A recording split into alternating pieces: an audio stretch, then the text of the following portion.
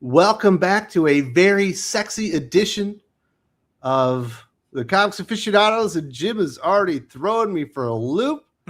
We got a fantastic panel for you today, talking about the most romantic day of the year. Valentine's Day is upon us, so I brought in a special panel of lovely young and old men. Jim, how you feeling on this Valentine's Day? Lovely. Just great. It's, the aficionados is for lovers, I hear. Absolutely. So here we are.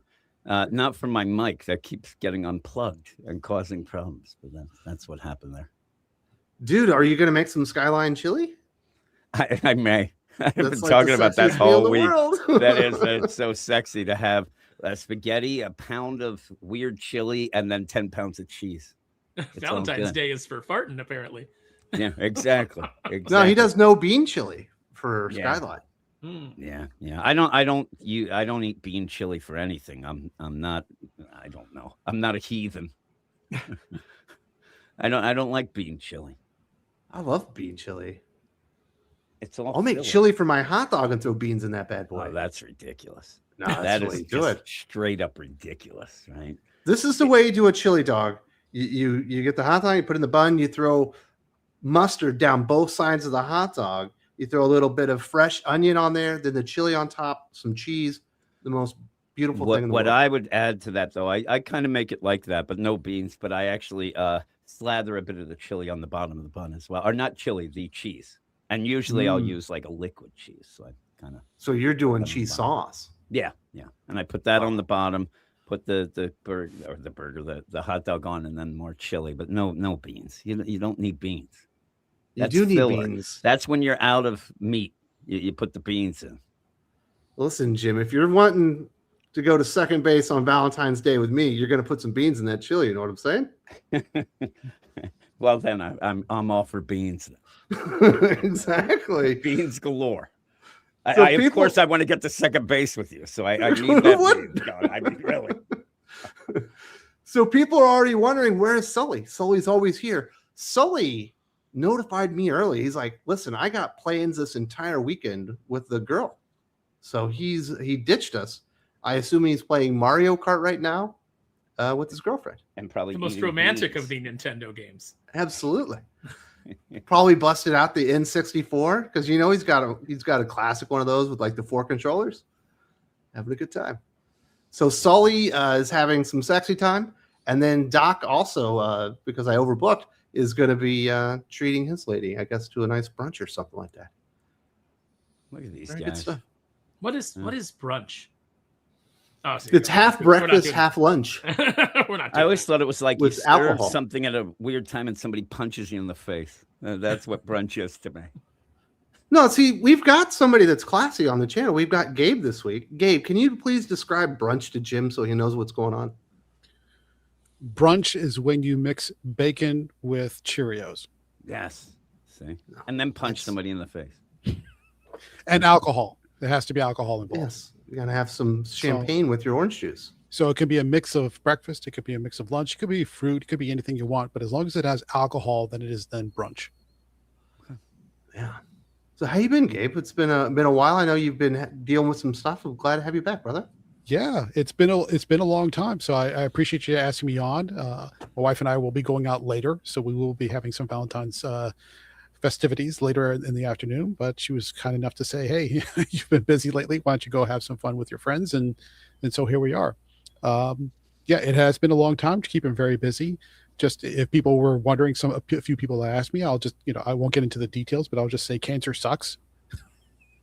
Cancer sucks really hard, but we're through it and kind of on the right side of treatment and all that kind of stuff. But happy to be back and happy to talk about comics with you guys. It's been a long time and I really enjoy it.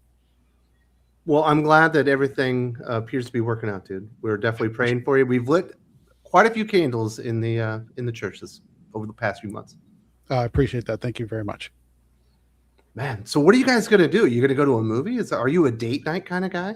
Well, yeah, I can be a date night kind of guy, but I think we're just going to keep it low key with just a simple dinner. And if my wife's feeling up to it, we might take in a movie. I don't know that there's anything good playing right now, so I'll have to look that up and see what's going on there. But Yeah, at least going out to a nice dinner. She's already got the flowers. She's already got the candy. She's already got the cards.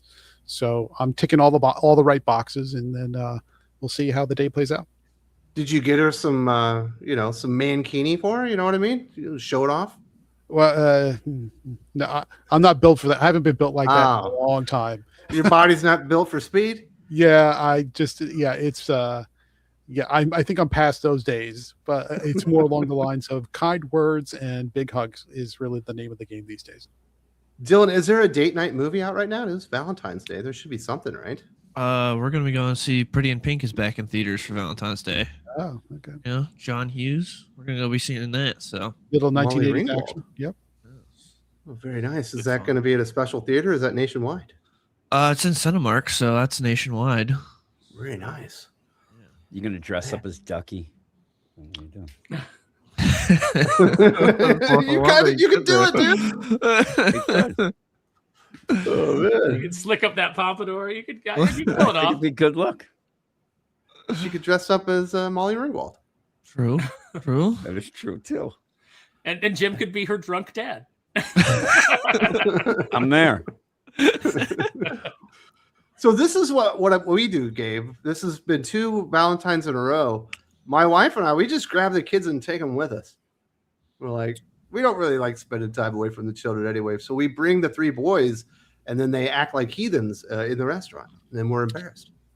Yeah, well, my kids are actually my youngest is now old enough to drive on her own. So Oh, I'm we're sorry, dude. we're not quite empty nest stage, but we are at the stage where I can leave the kids alone for an evening or even overnight, and it's not a problem. Do they have Valentine's dates? No, they do Oh, not. that's good. Because my Oh, I daughter know is that. my daughter's on the way back from a school winter field trip kind of thing where they go like snow tubing and doing all those kinds of things, and my son is working, so they're kind of in stages where they're active and they're self-sufficient, but they're not giving me heart attacks with all kinds of weird romantic drama. Well, I think you're almost there, dude. Very close. Well, We'll keep praying for you then. appreciate it. Thank you. So, Jim, you had an incident this week where you made 3 pounds of rice. Yeah, at least. And Fried you rice. actually This ate- wasn't just rice. It sounds like you're like, I'm there at the rice cooker, going with the white rice. But no, I made fried rice. Yeah. To make 3 pounds of fried rice, you have to go to the rice cooker first. Well, You gotta make the obviously, I rice was first, using yeah. the rice cooker, but it was more into, even though it was just egg fried rice, but I was perfecting the art for about a week so that I could make some fried rice for my kids. And they ditched you, and Yeah. you had to eat 3 pounds of rice over the course of 3 days? About that. Like This- 4 days, maybe. Yeah. It's like a Kramer type incident. You should have saw me practicing on my technique. I did make. So this is the thing that we're not putting in the equation. I made about 3 pounds of fried rice, but the 2 days before that, I made a bunch of it as well and ate it because I wanted to, get it down pat. I also bought a new wok, bought all these utensils, bought these fancy rice bowl things. Yeah. Everybody said they were going to show up, and then nobody. I haven't heard from them since. I think they're now embarrassed to talk to me. But I was like, just imagine I'm there and I have like 8 rice bowls all set up, candles. I didn't have candles, but just sitting there as the sun was setting. Probably cut the legs off the table so you could sit on the floor. Exactly. I was all out, and I was real excited because they usually just either never respond or say no, and they were all into it. I did have to send pictures that I bought a new wok and utensils because my kids somehow think that I'm a hobo, and I'd be, cooking with a can and a shoe leather. Making some I of that don't know. toilet fried rice. Yeah, exactly. So I ended up where it was supposed to be at like 5 o'clock on, I think, Wednesday. And I just, 6 o'clock came, and then I started, just imagine I'm going to each one and like, all right, I'll put that in a bowl. Like I had it all bowled out and everything, and I had to put it back. And then I ate that rice for the last 3 days. I am never going to eat fried rice again. I think I'm just going to ditch it. But they still haven't talked to me. Dude, but you said you perfected the art of fried rice. Yeah, I got pretty good at it. I don't know what inspired me. I was just watching that. If anybody's seen Uncle Roger on YouTube, I just started watching some things, and I thought, oh, that'd be cool. They all like fried rice. It's a basic deal. Luckily, what I was going to do was get other items. I was going to get some shrimp and some shit. So if they wanted that, almost have like a buffet style, that I'll have some shrimp and build your own rice bowl. Yes, thank God I didn't do that. I kind of, the whole thing, I'm making it, and I kind of had that, suspicion in the back of my mind that I was wasting my time, but whatever. But yeah, so. Dude, you should have went out to your driveway, set up a table, and just had a big ass bowl of rice and started handing it out, dude. You would have been the most popular neighbor in town. Well, what I was doing then was I started sending pictures of this rice to people for no reason. Like I wanted to share it somehow, so I was sharing it virtually. But yeah, I think people got sick and tired of me sending pictures of fried rice to them. But, and some people were commenting in ale. Like Uncle Roger is pretty good, and even then, if I made a video of this whole fiasco, I think he would even feel bad for me. I was just like, oh god, but I got pretty good at it. But then you went out and you tried to talk to ChatGPT and explain the situation. It didn't even feel bad for you. No, so I wanted to. Me and you were talking on our show on the Patreon, and you said you should make rice balls. Like I had tons of rice, so I go to ChatGPT and I want to say, what are the different recipes I can do? But I wanted to get some, a shoulder to cry on. So I typed into ChatGPT. I spent a lot of time perfecting this fried rice technique, and then my kids were going to come over, but they ghosted me and really made me feel sad. What can I do with the rice? Usually it'll do some nonsense of like the whole thing of, I'm really sorry. Your feelings are valid. No. Right to the recipes. I'm surprised it didn't say, hey, loser, here's what you should do. I was so upset. I thought they had to take all that out because ChatGPT has been recommending that people commit suicide. That's so they true. Had to, strip all that probably stuff out. It glitched out, and then I sent it pictures of the fried rice. It told me to stop sending. No, I didn't do that. It's like, please, Kim, stop sending me fried rice pictures. ChatGPT committed suicide. Yeah, that's what happened. I actually brought down ChatGPT in my life. So it was one of those things. Like I do joke about stuff and whatnot. I fall down the stairs, all that. One time fell down the stairs, got knocked out because I hit the bottom post deal. And I kind of came to my kids pointing and laughing and taking videos of me. That was a couple of years ago. But this one, I really was sad. I was like, I have to admit it. I was just like, oh, well, cats in the cradle playing in the background. You sons of bitches, you did it. You jerks. But yeah, so whatever. Yeah, I would have put on Stevie Nicks, dude, on repeat. Yeah, landslide. The landslide. Wes starts crying. No, mommy. No. No more. Please. Have you heard somebody rewrote Landslide so that it's actually about a landslide? That's pretty good. Hopefully everybody better dies than the in original. The chalet.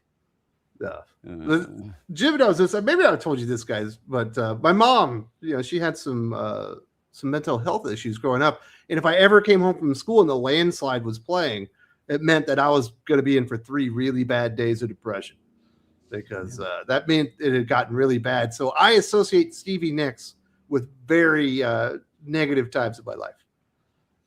You play the landslide, I'm likely to get angry. Like, oh, not this again. Oh, jeez. Snow-covered hills. Did not go well for me at all. Why do people do that when they're depressed? They want to hang on to the depression. They want to exacerbate it's not even a nice song to get out of. You need a soundtrack for it? I guess. What it is. It's like me going to ChatGPT. I need somebody to commiserate with. Yeah, Wes's mom, it was Stevie Nicks. The Stevie Nicks song will delineate my life's journey. Yeah. You walk into Dylan's apartment and he's playing How to Save a Life. It's a bad time. He's going through some shit. Got some emo music going. I just think about Scrubs whenever I hear that. I do too. That was like featured in one big scene in Scrubs. I don't even remember what the scene was. I just remembered they were playing that. Oh man, I think that was either when they made Brendan Fraser. Yeah, it was either the Brendan Fraser episode or it was the one where like Dr. Cox, I think, made that mistake where like everyone died. Remember, like several people died because of one mistake. Oh, one of those two. Yeah. I think I also remember the one where they played. You guys reminded me. I also remember the one where they played. Oh God, what's that band?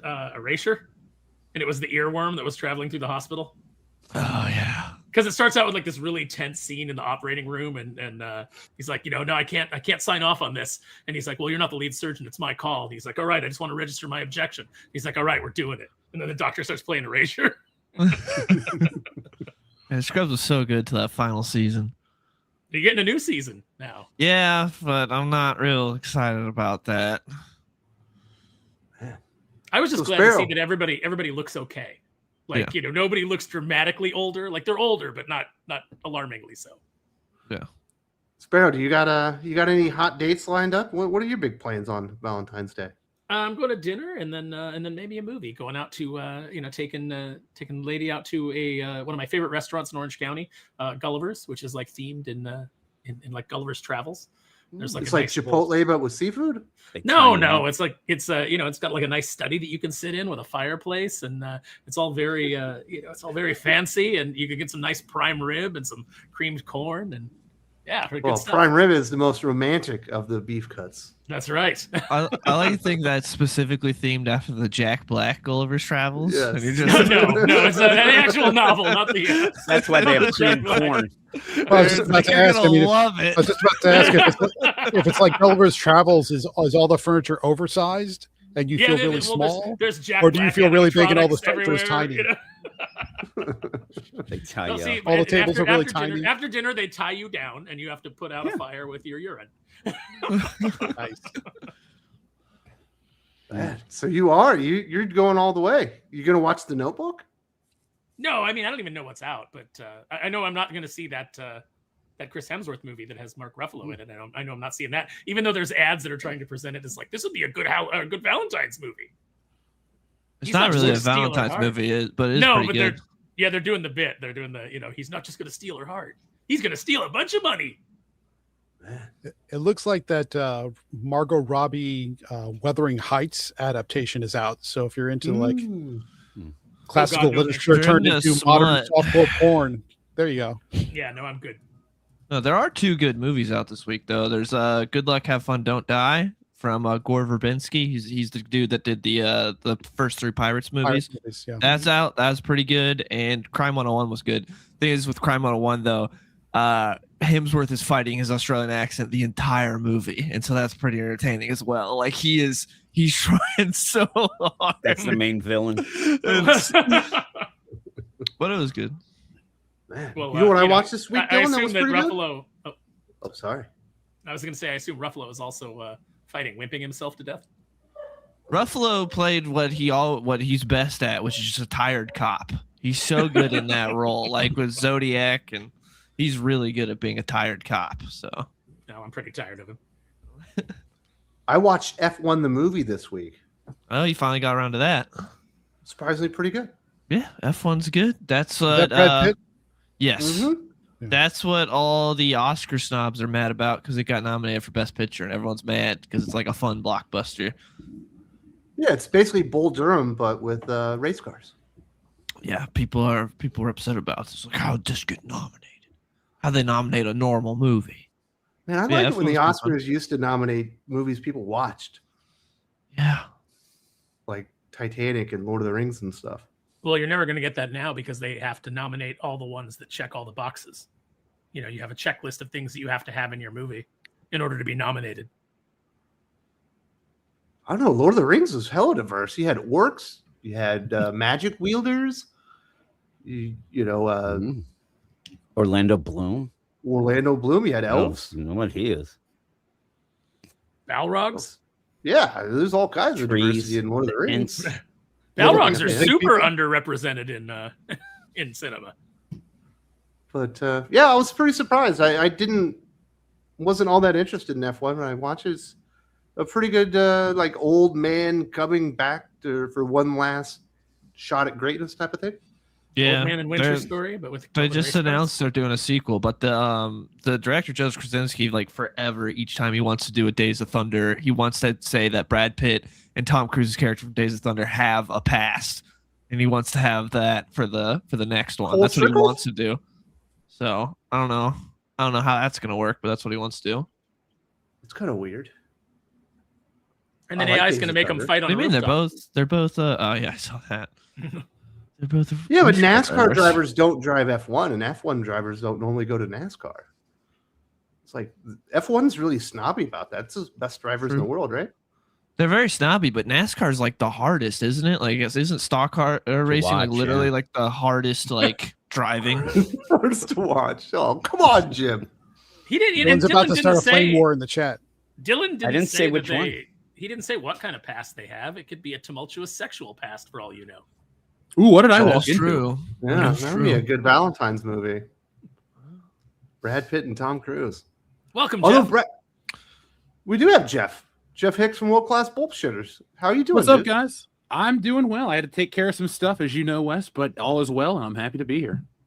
Very nice. Does Buffalo Jeff have some hot plans for Valentine's Day? Buffalo Jeff has hot plans every day. But no, I'm going to go out tonight, so I got stuff to do. You going to I don't know about- the club? Because I remember when I was single, there were 2 nights that you had to be in the club. It was on Halloween and Valentine's, because those were the nights where the girls apparently had just like carte blanche to dress as slutty as possible, and it was great. Hey, that didn't change in college. Halloween was definitely the best time of the year. I'm not really a club guy, but I do have plans. What are you got me on edge here. What are you going to the Waffle House? No. No, I got stuff I'm taking care of tonight, though. But yeah. Very nice. Well, hopefully Who it all had the works out tumultuous for you. sexual past, Aaron? That's who I want to know. I walked in and that's what we're talking about. Brad Pitt and Tom Cruise's characters in Days of Thunder. Oh. too. Dylan says they wanted that the driver from F1 and the driver from Days of Thunder have a past, according to the director of F1. Oh. Yep. Because Sexy it's the same guy that did Top Gun Maverick, so he's got connections to both. He's like, I wanna do that. I want to make them kiss. There's none of that stuff in the F1 movie. Yeah, he bangs in the middle-aged Irish woman. Yeah. Did you see F1, Jeff Hicks? What'd you think about that one? It is on my streaming list. I missed it in theaters, but I do like the soundtrack. It's a pretty good movie. I was surprised. I wasn't all that interested in it. Well, race car movie. You know, I like Days of Thunder, but most other race car movies, like the Sylvester Stallone one, are kind of bad. I went and checked it out. It was pretty badass.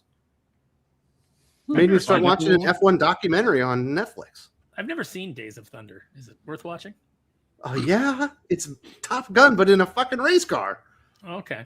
I mean, We used to have an amusement park ride for it here in Cincinnati at Kings Island. You could like go into this special theater and the chairs would move left and right, and you're like in Days of Thunder. It was pretty cool.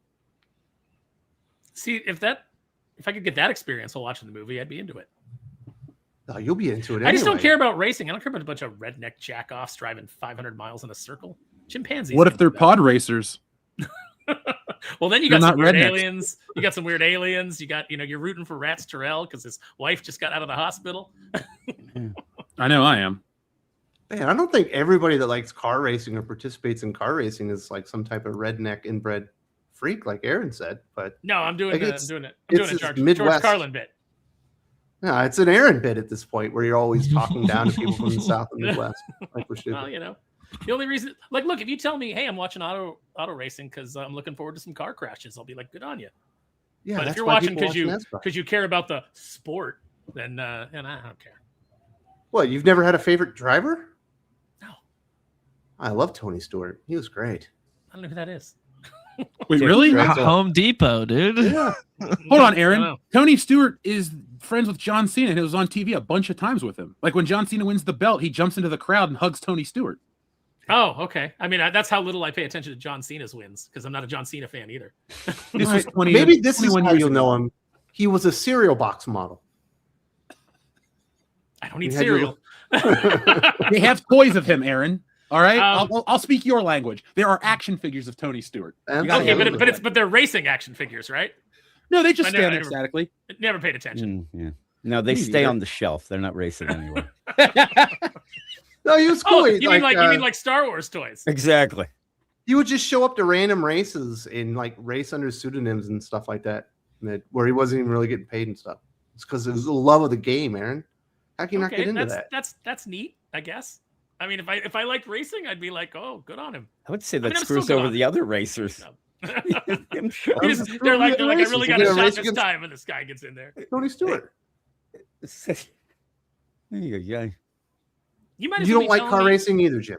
No. Jim I said it can't. was hard No, to watch. He Yeah, said it I'll right tell at the you, top of the subject. it's one of those things. Like if like Dylan, he's not going to really tell you like K-pop Demon Hunter's good or bad because he ain't going to watch it. And so that's the same. I just don't watch it, so I don't have an opinion. But yeah, nothing really enticed me in. Gabe, have you ever seen K-pop Demon Hunter? Which that means next week, Jim, Wes is going to mention how you said NASCAR was your favorite thing ever. and you loved Exactly. it. That'll be for now on. That Caitlin Yarsky and beans on chili. I did see that Caitlin Yarsky's got a new book coming out, dude. Oh my goodness. Well, I should know. Identified I'm on the as a hotline chat that she sends me all the time. I go through her offers and let her know what's what. To Gabe, answer did your you see question, Wes, K-pop Demon Hunters? Yeah. I've seen snippets of it. I haven't sat down and watched the whole series. I know it's very popular. My daughter tried to watch it, and she's getting ready to turn 17, so she's right in the key demographic, and she thought it was like, okay, not as great or as popular as people make it out to be. It's okay. It's fine. So what she it has No. like the same sus opinions that you do in common. Yeah, she doesn't like superheroes. She definitely has my The apple taste. fell right there from the tree. Right there. She has my taste, but none of my patience, Yes. which is a bad combination. No, when I watched it, like the first 20 minutes, I was like, I don't think I'm gonna like this. Like it was just a little bit too, cutesy at the beginning. And then once it got into the story, I was like, oh, I'm kind of digging this. Yeah. I don't know why Dylan won't open up his heart and accept a great movie. He watches all these crappy movies and he's got no time for K-pop. Have you seen the toys that are coming out from K-pop Demon Hunters? Yeah, they look really good. Like the Yeah, hot I'm toys, thinking like, about the hot buying toys them. look great. I was really surprised that they didn't have the toys out before Christmas. Oh, Given it how takes popular a it was. year. It Yeah. takes a year from concept to. So yeah, it's Yeah, they missed that. I They missed that think they- window. Yeah, I think they misjudged the window for the popularity, and they should have had it ready by the Christmas shopping season, but they didn't. I was really surprised at that. Well, Dude, they Netflix seem to doesn't do really that know everything. Yeah, Netflix doesn't really know the toy market. They just throw stuff on their service and wait to see if people watch it. Stranger Well, Things was definitely saturated before it came out, and it was lame merchandise. Well, if they're going to buy Warner Brothers, they better figure that out real quick. I hope they don't, but Man, look at all the K-pop Demon Hunter hate in the chat. I don't get it. That's strange. It's because it's popular. It's not I think it's made just for because you. we talk Not about it made too for much. you. It's a goddamn superhero movie. It's definitely made for me. It's because Best it comes up superhero movie every of last year. Better than it comes- Superman, I can tell you that. You're just hating. Ouch. better than Fantastic Four. Light years ahead of Fantastic Four. That movie. Yes, it sucked. is. Superman was better than Fantastic Four, but it was not as good as I wanted it to be. It That's was- a fair statement. Finally, Gabe Yeah. Gabe has an opinion that I don't Yeah. find sus. He's dead Oh, on right. it tried to do it tried to do too much. It tried Yeah. to fit too many characters, trying to do too many plot lines. It wasn't clear and didn't have that straight through line. It tried to do too much. And it featured Superman beating up a mentally handicapped version of himself who was being used by Lex Luthor. He should have saved him, not try to kill him. I don't know. The Fantastic Four beat up a mentally handicapped Galactus who can't even figure out the most very. Well, basic He was Black just a Lives Matter. hungry guy. He was Yeah. trying to get a He meal. was not mentally handicapped. He Black should have hit was the a- Arby's and got They got the meats. Nah, you guys are crazy. So speaking of comic books, Dylan, we got DCKO number 4 this week. We've got one more issue left. A little bit surprising that we got all the way through the end of the tournament. Didn't see that one coming. Yeah. What'd It you think? was an interesting issue. I think the same as basically with every other issue, where like the Superman Lex stuff is really good, and then kind of everything else surrounding it I don't care about as much. But I would say It for was fine. I thought it was pretty good. yeah, I enjoyed it. I loved seeing Prime Batman talking to Absolute Batman, telling him that's the worst bat symbol he's ever seen. That was great. They had a fun brawl. There's some really cool moments in it. The art was great. Yeah, I had a good time with it.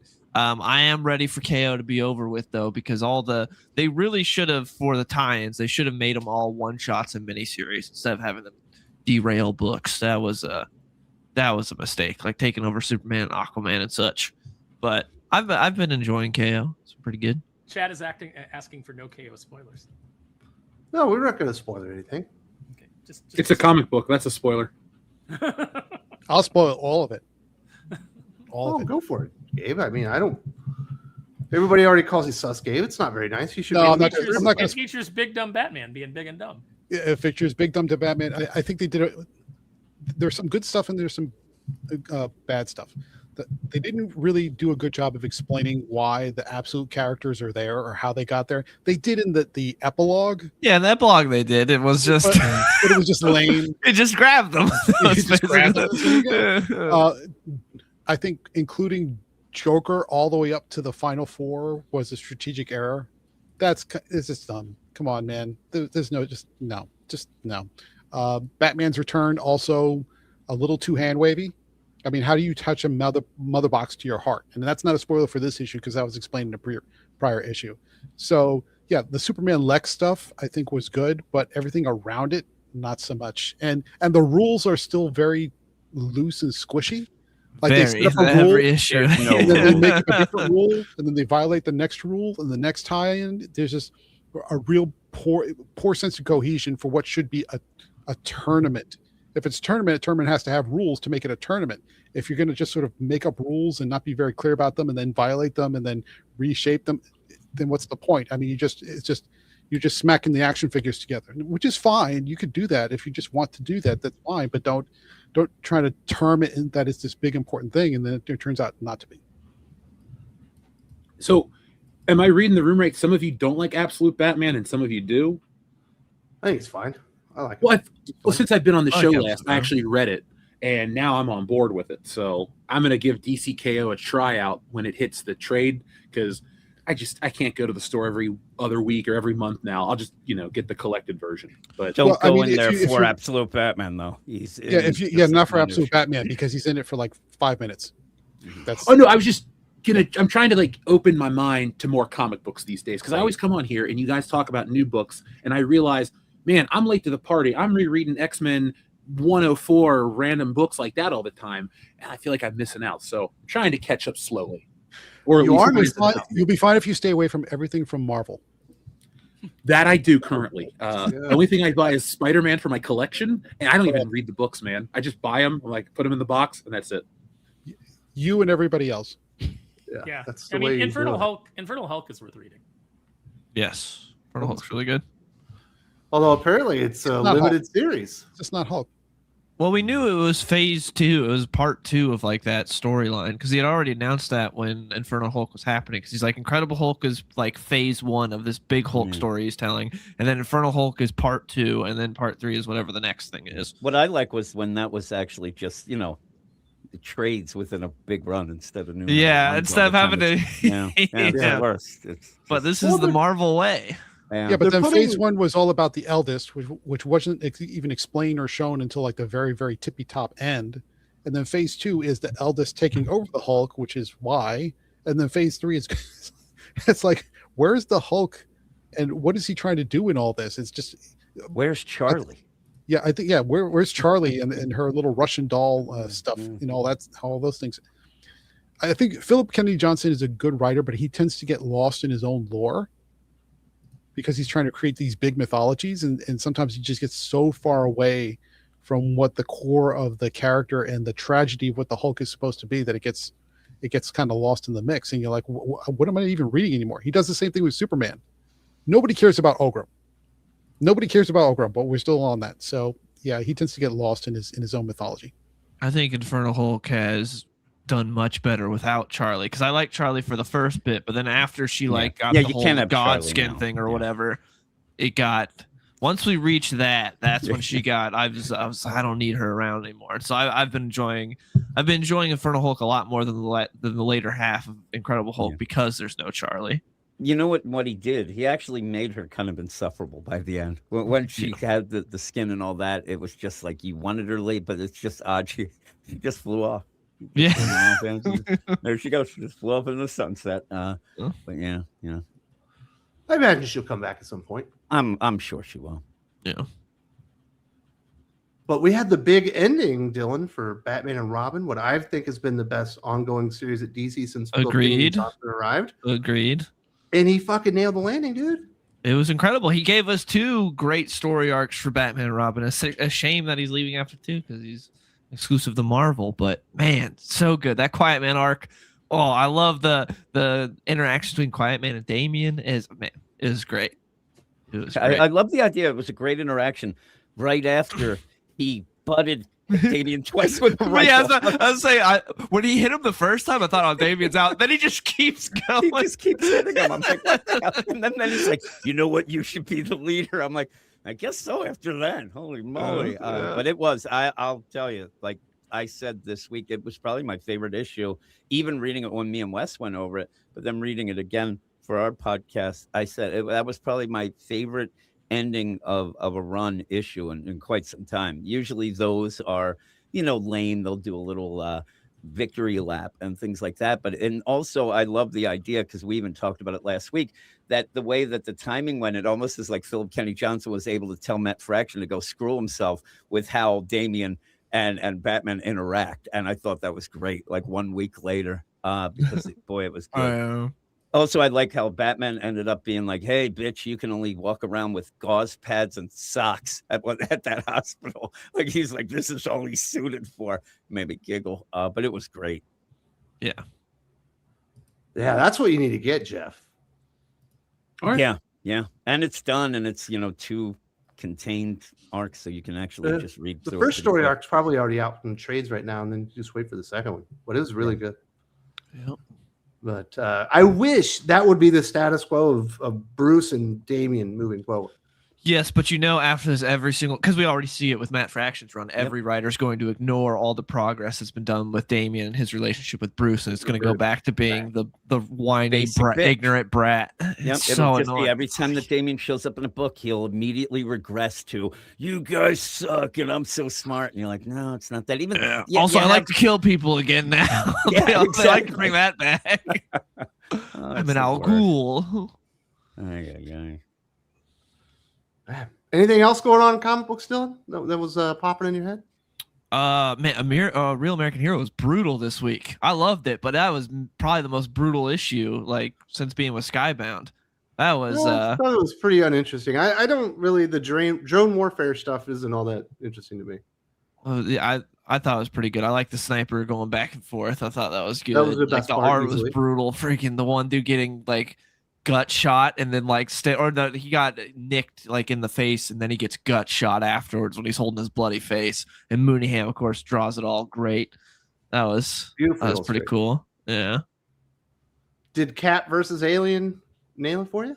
I liked it. I thought that was a fun series. It was pretty insane, but I thought it was good. Then we got a setup at the end.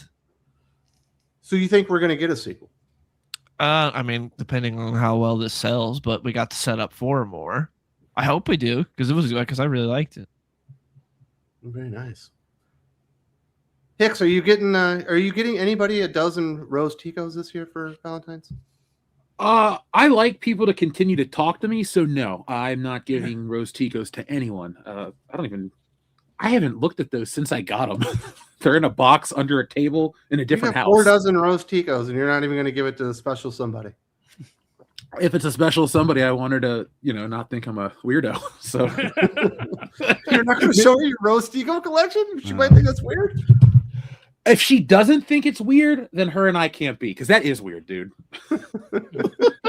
What if she was like, "Oh, I'm delighted. Rose Tico's my favorite character." Jeff's like, "We have to break up." Yeah, no, it could be like that. I'm like, oh, you don't really want to watch the movie very often? That's cool. You want to watch it? I got to take a nap. I mean, she's really the best Star Wars character when you think about it. She's got the most depth, and what's the best part though? She's not even the most offensive. In hindsight, you're just like, oh, it's Rose Tico. They realized she sucked, so they cut her out of the next one. In one scene. The Jar Jar Binks of the sequel trilogy. The figure never had a chance because it's just a girl with a dumb haircut in a farty jumpsuit, and that's it. No jetpack. She never gets a cooler costume. She never does anything interesting. No kid wants to play with just this chubby girl in a jumpsuit. Why would you do that? What's his face on the battlefield? Might as well be wearing a garbage bag. What's the difference? Yeah. She assaulted Finn on the battlefield, prevented him from saving his friends. And then she sexually assaults him right after that. He was not into that kiss. No. Like in the next movie, even he's like, "Oh, you're not going with us? Oh, that's too bad." She's like, "No, I gotta stay here and look at these maps." So Hicks, you did the bit for the YouTubes where you got all the Rose Ticos for Valentine's, but if you actually gave it to somebody and they liked it, you would hold it against them.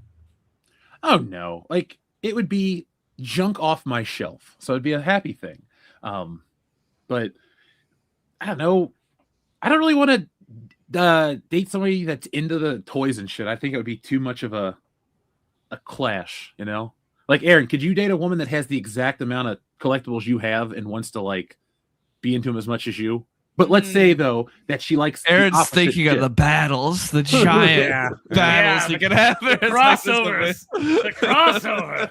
Me and my old lady were playing G.I. Joe versus Cobra yesterday. I don't know what this guy's talking You know what? about. I take back my comment. That actually sounds like a nice one. I mean, it depends. It really does depend. Like yeah, I guess. I mean, it kind of would be weird, but like, I could definitely be pals with somebody. Like, I see, I think her name's Sydney Cardoso, and she's got like an epic collection, and I'm just like, I want to be friends with her, so that we can get together and have those crossover battles. You know, as a date someone that liked the sequel trilogy, Aaron. Oh no, because no. So that would be like, you have taste. Yeah, it becomes the Liz Lemon thing. Deal breaker, ladies.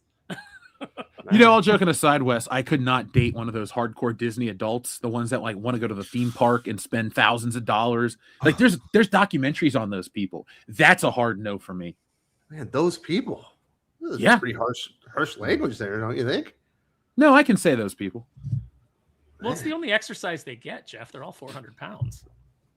Jeez. I'm not even judging that. I just could not go to Disney World all the time and make that my identity. Like I went to Disney Springs about 3 weeks ago and it felt like alien to me. Yeah, but didn't you make your identity going to Ross and making videos about Disney toys?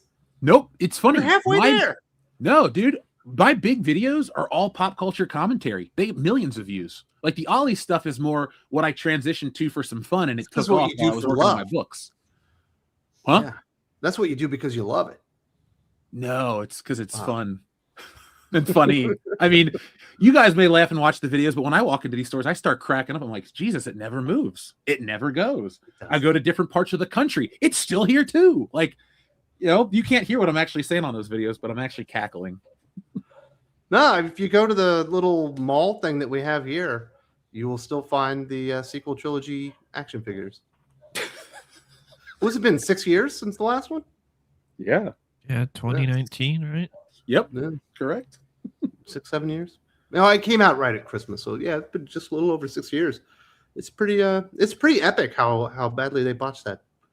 But the world's so different though since that movie came out. Like when I look back on episode 9, it's not just, oh, it's the end of this Disney trilogy, but like 2020 changed a lot of stuff. And you're like, that was like the marker of the end. That was like the last movie I saw before the world kind of shit the bed. So I look at that movie in a very different way, but I still hate it. Absolutely. You know what movie I'm gonna go? We're planning a trip. You know what movie we're gonna go see? Super Mario Galaxy. I can't wait. Dude, my kids are losing their minds over that one. And then I'm trying to get my oldest to go and see Project Hail Mary with me because I saw that at the Super Bowl. They had that commercial on. I was like, that movie looks hot. It does. That's a day one. Both of those are day one viewings for me, man.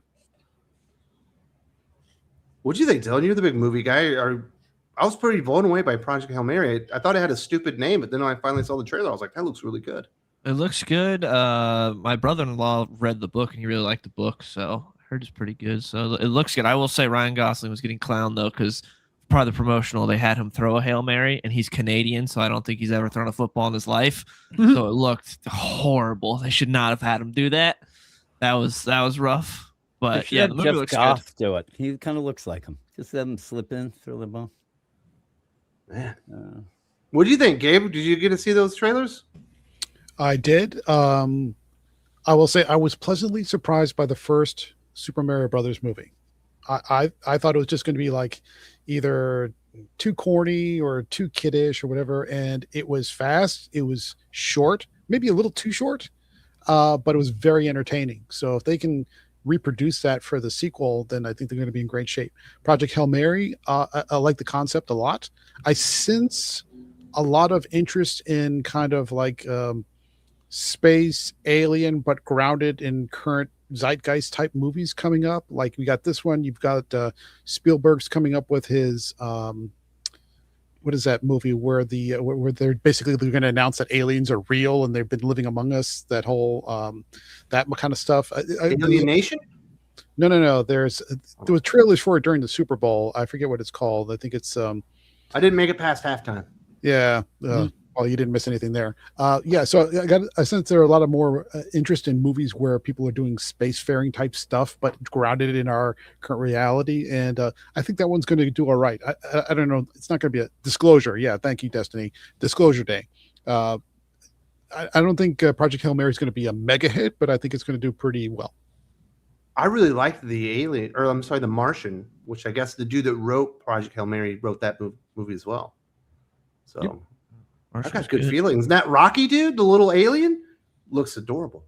He could be the next Grogu, dude. Do we need another Grogu? What do you think? We needed the current Grogu. Yeah, nobody even cares about the actual Grogu now. You're about to get inundated with so much Grogu. Like I just did a video on the price hike on the toys. Be prepared to see Grogu in stores forever because nobody picked it up. Yeah. Aaron, it's going to be $30 a figure. Wait, the vintage figures or the Black Series? the vintage Mandalorian 3 3/4 inch is $27.99 before tax.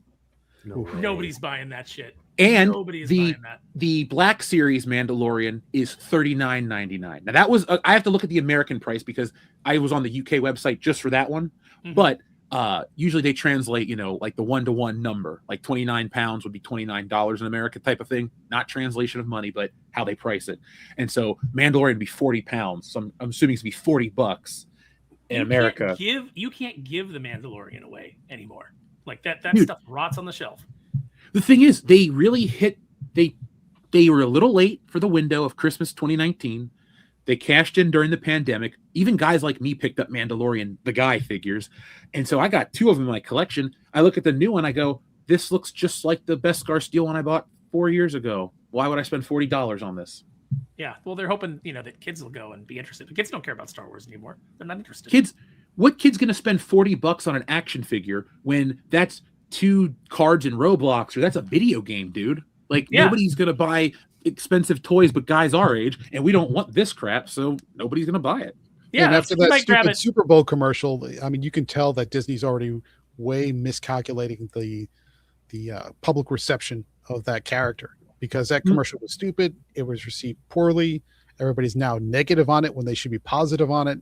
So to try and push more toys and more collectibles after they've already sort of turned people off, I think is a critical error. Hasbro's going to lose another chunk of money because because of this contract. They're forced to do, with current Disney product. They're forced to support it with a line, so they're going to lose a bunch of money on it. And maybe people will pick it up when it's showing up for $5 at Ollie's. It's funny because at Ross, like the figures were showing up, the vintage figures were showing up for $5, and then the Black Series figures were showing up for $5.99, and then all of a sudden the Black Series figures were $7.99. And it's like where they were kind of moving at $5.99, at $7.99, people stopped. So now they're like starting to back up. And Jeff posted it and I posted it. They had to mark down the chick from the Acolyte, the main character, Osha or whatever her name is, to 50 cents. Yeah, that's wild. Yeah. Dylan, you watched the Super Bowl, right? Yep. What was the more heinous commercial? Was it the Mandalorian and Grogu, or was it the Goodwill Hunting Dunkin' Donuts commercial?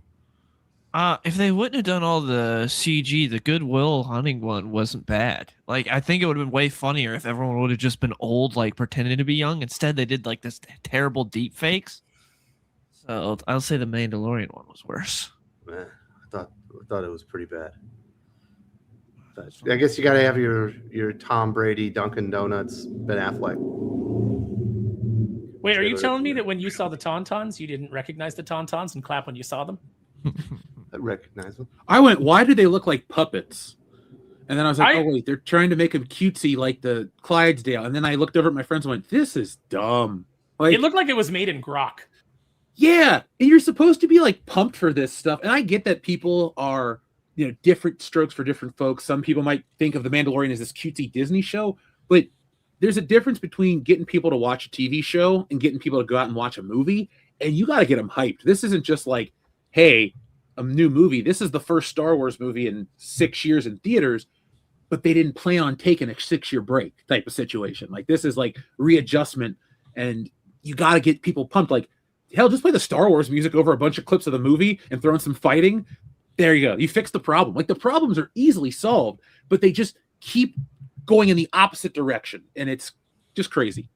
I saw Yeah, a you'd have been sizzle better reel served. for Mandalorian and Grogu where Mando like shows up and just like starts blasting the stormtroopers for like 45 seconds. Oh, that's pretty good. Why didn't they just put that out? I mean, I saw that same clip and it did not move me at all. I was like, oh, I see what you're trying to do. You're trying to make me care by showing me things that I recognize so that I'll clap when I see them. And I'm not clapping anymore. It's because your heart has turned to coal, Aaron. Because Disney Star Wars sucks. Indeed, it does, my friend. Yes, And it does. has for a long time. What does not suck is our beautiful people. Let's hear from Calb. Says, I was hoping Gabe would be on today. Gabe, how would you recommend the manga, The Darwin Incident in Freerin Beyond Journey's End? I would recommend both of those. But if you're asking me which one I would I think he's asking, how would you recommend it or sell it to someone? The Darwin Incident is a Pinocchio story, right? It's about a character who doesn't fit in any world, not quite fish out of water, but really more of Pinocchio, where they have to kind of rise above their station. It's basically a character who's a hybrid between a human and a chimp, and he doesn't kind of fit anywhere, and he's trying to find his place in the world. If you like that kind of Pinocchio, heartfelt underdog type of storytelling, do that one. Freerin Beyond Journey's End is kind of unusual in the sense that it's the story after the story, where the main elf is trying to find her connection and understand humanity and what human world is about after they've already defeated the big boss. But in and of itself, it's a good story. So it's a little bit off the beaten path, and that one is much more grounded in kind of D&D type fantasy. So if you like elves, you like fantasy, and you want a story that's unusual in the sense that it's the story after the story, do the Freerin. If you like the Pinocchio stories where the character is sort of caught between worlds and it's more grounded in kind of our current reality, but there's definitely a fantasy element to it, do the Darwin Incident. Very nice. Mm-hmm. Jad Live says, did anybody read the new Moon Knight? It felt like issue 16. Yes. I swore off Moon Knight. Felt like because issue I'm tired 50. of it. Yeah. Being rebooted. They made the mistake of doing this. They, meaning Marvel Editorial, made the mistake of renumbering to number 1, but with the same creative team and continuing the same story. Multiple times. For like the fourth time. Yeah, that's the thing. If it felt like anything, it felt like a number 1. Because that's what they all are. I think the issue was well written in the sense of trying to portray Mark in this trapped mental state where he thinks he's one thing, but he's really just being a hostage to, basically a form of mental torture, but not really realizing it. So I think the emotional aspects of it were well done. But yeah, it didn't feel like a good jumping on point if you know nothing about Moon Knight, because you're going to be like, huh? Who's that? What's going on here? Why is he this way? What's going on? Terrible jumping on point. But I think in and of itself, if you've already been following Jed McKay's version of Moon Knight, it's decently written. Yes. Yeah. Then Federico de la Casa. I think Christopher Nolan cast Zendaya and Lupita for Odyssey to be selected for Oscars or to be an Oscar contending. Now it's mandatory, even if Helen was referred to as having white arms. Yeah, I mean it's for the Oscar bait. It's because you have to do that. And also remember, Christopher Nolan got roasted for daring to, accurately cast Dunkirk, a historical story.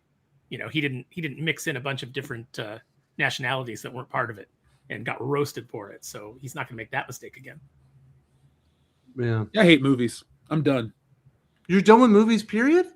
No, I'm joking, but I'm not going to watch Okay. the Odyssey on principle. Not That's really. a I weird look at, trailer so far, dude. I'm assuming it's a good movie, but it's kind of strange. well, No, I'm not going to pay to see it.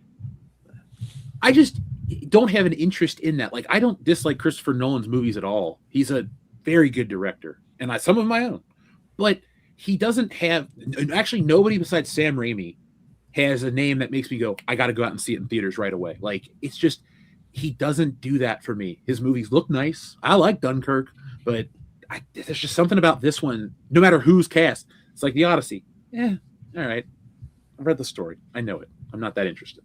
But if you would have told me there would be like, just 10 years ago, you would have said like, hey, Christopher, 5 years ago, Christopher Nolan's going to do The Odyssey. I'd have been like, I am there. And now I'm like, nah, I ain't paying for that shit. Unless I just watched Tenet. I'm like, I don't know. But then I would have got over it. You really have to watch The Odyssey to understand what's going on in Tenet. It's really like, Oh, that's how that works. Now, technically, Lupita hasn't been confirmed as Helena Troy, so it could be a little bait and switch going on. No, she's probably like Aphrodite or something.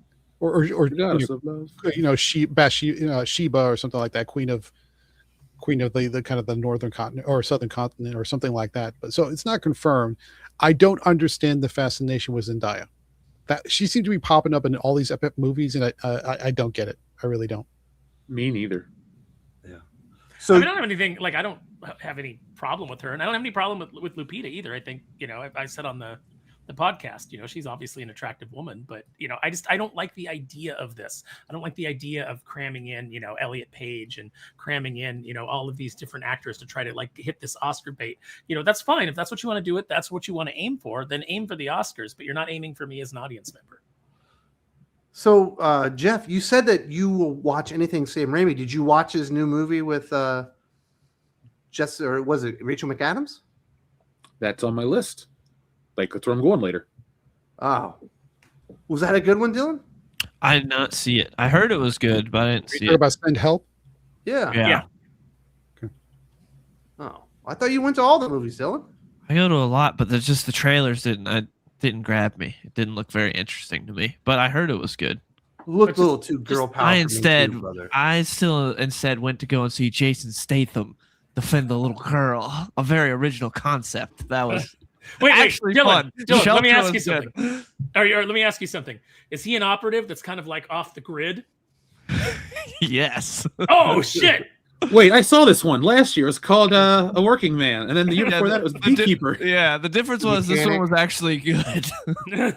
Shelter was actually good. It's nothing that's gonna blow you away, but man, A Working Man was so bad. That movie sucked. But Shelter was actually pretty good. It's from the director of Shot Caller. I don't know if you guys saw that. That was that movie with the dude that plays Jamie Lannister that goes to prison for like drunk driving and then becomes like one of the biggest dudes in the prison. That movie was pretty good. No, I did not see that one. I gotta check But it out. But you know what's really good. But you know which is I won't say interesting, but just what's important about that is I bet those movies are profitable. 100%. I bet they're profitable because people know what they're getting. They know what to expect. They go in and they get what they want.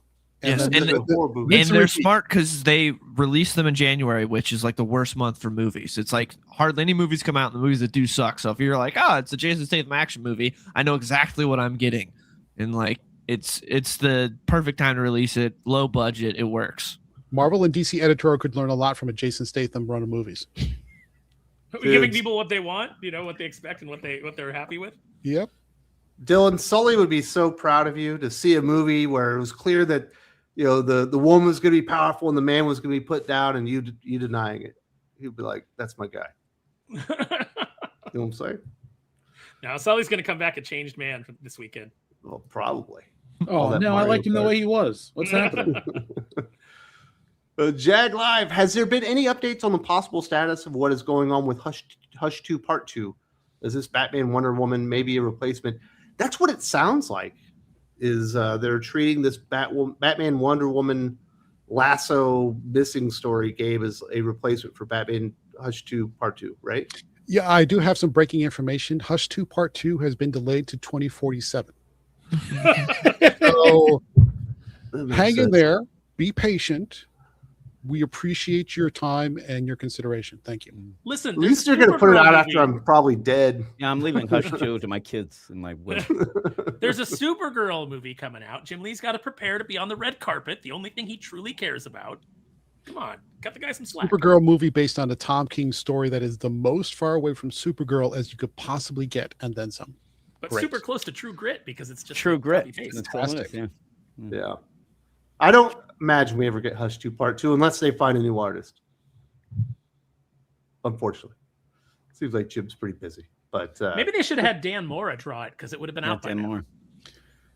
You know, I'm getting that. Dan Moore put it out weekly. The more I hear about Hush and some other projects going on, I'm starting to think that Loeb is the problem, not Jim. You think so? Well, when I read it, I realized it was his trouble problem. Well, clearly the writing is substandard. The art in the book is fine. It's just taking a long time, but the story does suck. There's no doubt in that. Jim Lee's knocking out some really interesting pages too. The perspective of the rough pages I saw with Batman in like a clock tower and all the rendering that went into it. I really appreciated that, but I still didn't pick up the book because I'm not interested in the concept. Yeah, you don't want to. It's a bad story. Yeah. American Texan reads, howdy, party people. Can we come up with a different name for a tie-in when it's just a mention, like Aquaman, where it's a mention and not really related? DCKO adjacent? Just doesn't ring. Just call it a I agree. buy-in.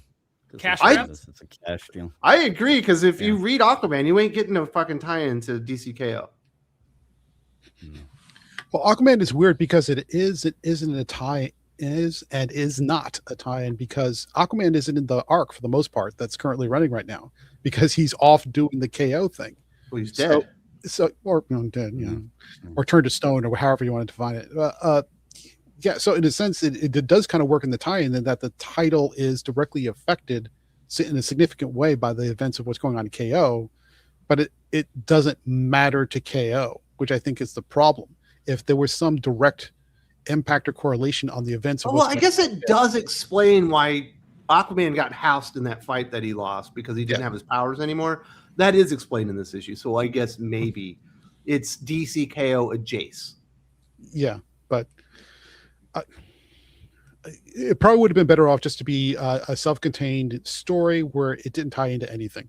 Because honestly, based on how clunky the structure of it is, it's probably better off doing it that way rather than trying to tie into other titles. Oh, I thought Aquaman was pretty damn hot this week. No, it was good, and Yeah, of all no. the rounds in the if you even call it that rounds in the tournament, the Aquaman Hawkman fight I thought was the best one. That was definitely the best of the tie-ins. That was definitely the best of the tie-ins, or at least the best fight pair-up matching of the group. But yeah, as far as what does one story have to do with the other story, really not much other than explain why Aquaman is not present in his own title. Yeah. Did you like Aquaman, Dylan? Yeah, it's been pretty good. It's just Jim went savage on me this week in Hot or Not. He made fun of my mom. He said my kids are retarded. I started He singing said all kinds of Landslide. stuff because I thought Aquaman was good. I was about Teeth out. Are you sure you didn't like bring up Fantastic Four or something during it? No, I was talking about Aquaman. Because if Your so, kids- that's justified. Your kids Yeah, are yeah. excited to see Pixar's Hoppers, which tells me they really loved Fantastic Four, just like I that. didn't say that they wanted to see Hoppers. I said I looked at it and I saw the picture and it looked cute. You told me that your kids were excited to see it. No, they're excited to see Super Mario Galaxy. Good. That's what Give I him like the to hear. popcorn bucket for that. Because I came to respect those boys when I met them in Dallas, and I'd hate to have my opinion undercut. No, their dad said Hoppers looks pretty cute. Not the kids. But Jim, you savaged me, man. Yeah, I read it You again. made jokes about what you did with my mom the previous night. While we were listening to Landslide and making sweet love. is what we were doing. We ended up the whole deal of it is I reread it, and I do now. I did yell at you, but I do think that most of the problem was Jeremy Adams had a story.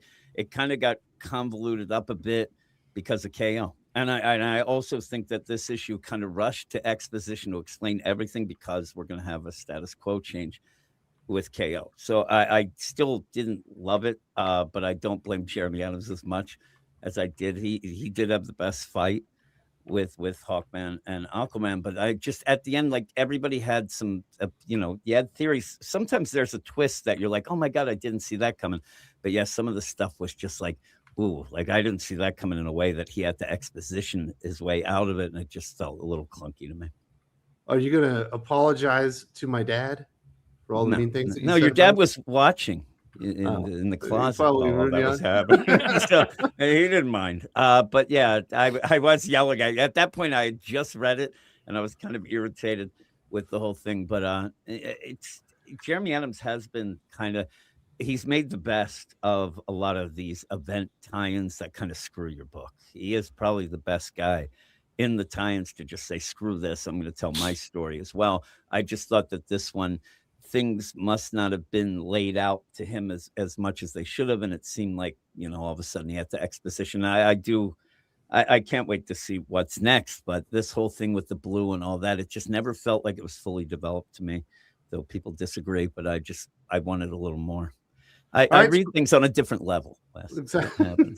Sparrow, he's asking, do you have, because you're a writer, you're a literary genius, is there something better than DCKO tie-in that isn't called DCKO adjacent that we could call these books? Yeah, I said Cash Grab. That name's already taken, though. That's true.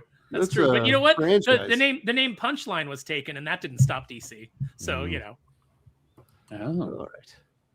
Cal of Lyle, this is a two-parter on Darwin Incident. It's a very, very smart criticism towards modern Western culture and why people are unable to move on. Okay, I don't know what we're talking about. From agreeing and disagreeing, unable to think for themselves. It's set in America, and the villain looks like Obama. Is that true? Wait, is this a story that I'm unaware of? It's a mega story. It's a mega story. It's about like a group of activists free these animals from an experimental lab. One of the animals is a hybrid between a human and a chimp. And then he grows up and becomes like teenager and adult. And he's sort of a mix of human and animal. And he's trying to kind of like build relationships. Do I get into a romantic relationship? Who are my friends? People are trying to ostracize me because I'm different. It's very much that kind of, like I said before, a Pinocchio type of story.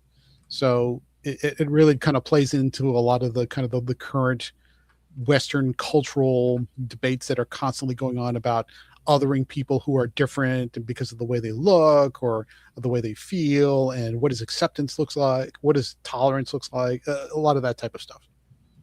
I liked it better when they had the monkeys be infected with rage and just started biting people, and 28 days later turned into zombies. Wasn't this a movie last year where it was just like a rock star chimpanzee? Yeah, it was that nobody British went to guy. Primate. What's his face from Canada? Robbie Williams. Robbie Williams. He's from yeah. I have had so many people go like, "Oh, it's such a good movie. You got to check it out. It's such a good movie," and I'm like, I will never watch that movie. I just have no interest in watching a CGI chimpanzee. Would you rather see that or Planet of the Apes? I'd rather see Planet of the Apes. Wait, you've never seen Planet of the Apes? I've seen Planet of the Apes. Oh, I was about to say, oh my god, what? I haven't. Yeah, I've seen all ever. Of the Apes. No. Not even the original. Classic. I haven't gone. I haven't seen a legit movie in probably 7 years. No, but like the original, like from no, 50 years ago. Even the reboot came out 15 years ago. Yeah, I haven't seen any of those. I have no interest. Jim is an anti-primate. Yeah. I don't care for your this book was probably made for views. Jim, so he can get over his biases. Maybe. Yeah, I can't sit through a movie. I'm just not interested. Jim, I could see you befriending a monkey though. Yeah, like just one of those little organ grinder monkeys. Like he'd be there. He'd be clashing his little cymbals and be trying to feed him rice. Yeah, you can feed him fried rice. Me, and then he ghosts me. That's all he leaves me to, this monkey. Yeah, he'd be like, "You're coming to have some rice, right?" And he's like, "Oh yeah." Never shows up. Yeah, I know the 3 jokes from the Planet of the Apes. So there you go. I can yell, "You damn dirty ape." I could yell that. Yeah, Bright Eyes. Yeah, that's legit too. Actually, I did try to watch the first deal for a podcast, and I didn't get very far in the first one. We got HH, the team at Sigma Comics. Shout out to the Thinking Critical team. Seattle was the better team, but we'll be heading there next month for ECCC, Emerald City Comic Con 2026. Get your tickets now and see you there. So he's talking about the Super Bowl, which I didn't make it past halftime. It sounds like I didn't miss anything, Dylan. No, you did not. It's just an ass whooping. Are you going to Emerald City Comic Con? Yes, I'll be there. Should be a good Yeah. time. I go every year. I was thinking of going. Shit. It's a good time. It is a fun show. I've been. Dude, you're going to take HH out to Gulliver's? I've heard it's incredibly romantic. HH going to come out here and fly into John Wayne HH, and we'll go over to Gulliver's, get some prime rib. Except HH doesn't eat prime rib. What? HH he doesn't eat meat. No way. You He can't loves get the that animals. fucked up. No, HH loves the animals. Didn't I see him eat a burger in Dallas? That veggie burger. Maybe. Is there anything big going on at ECCC this year, Dylan?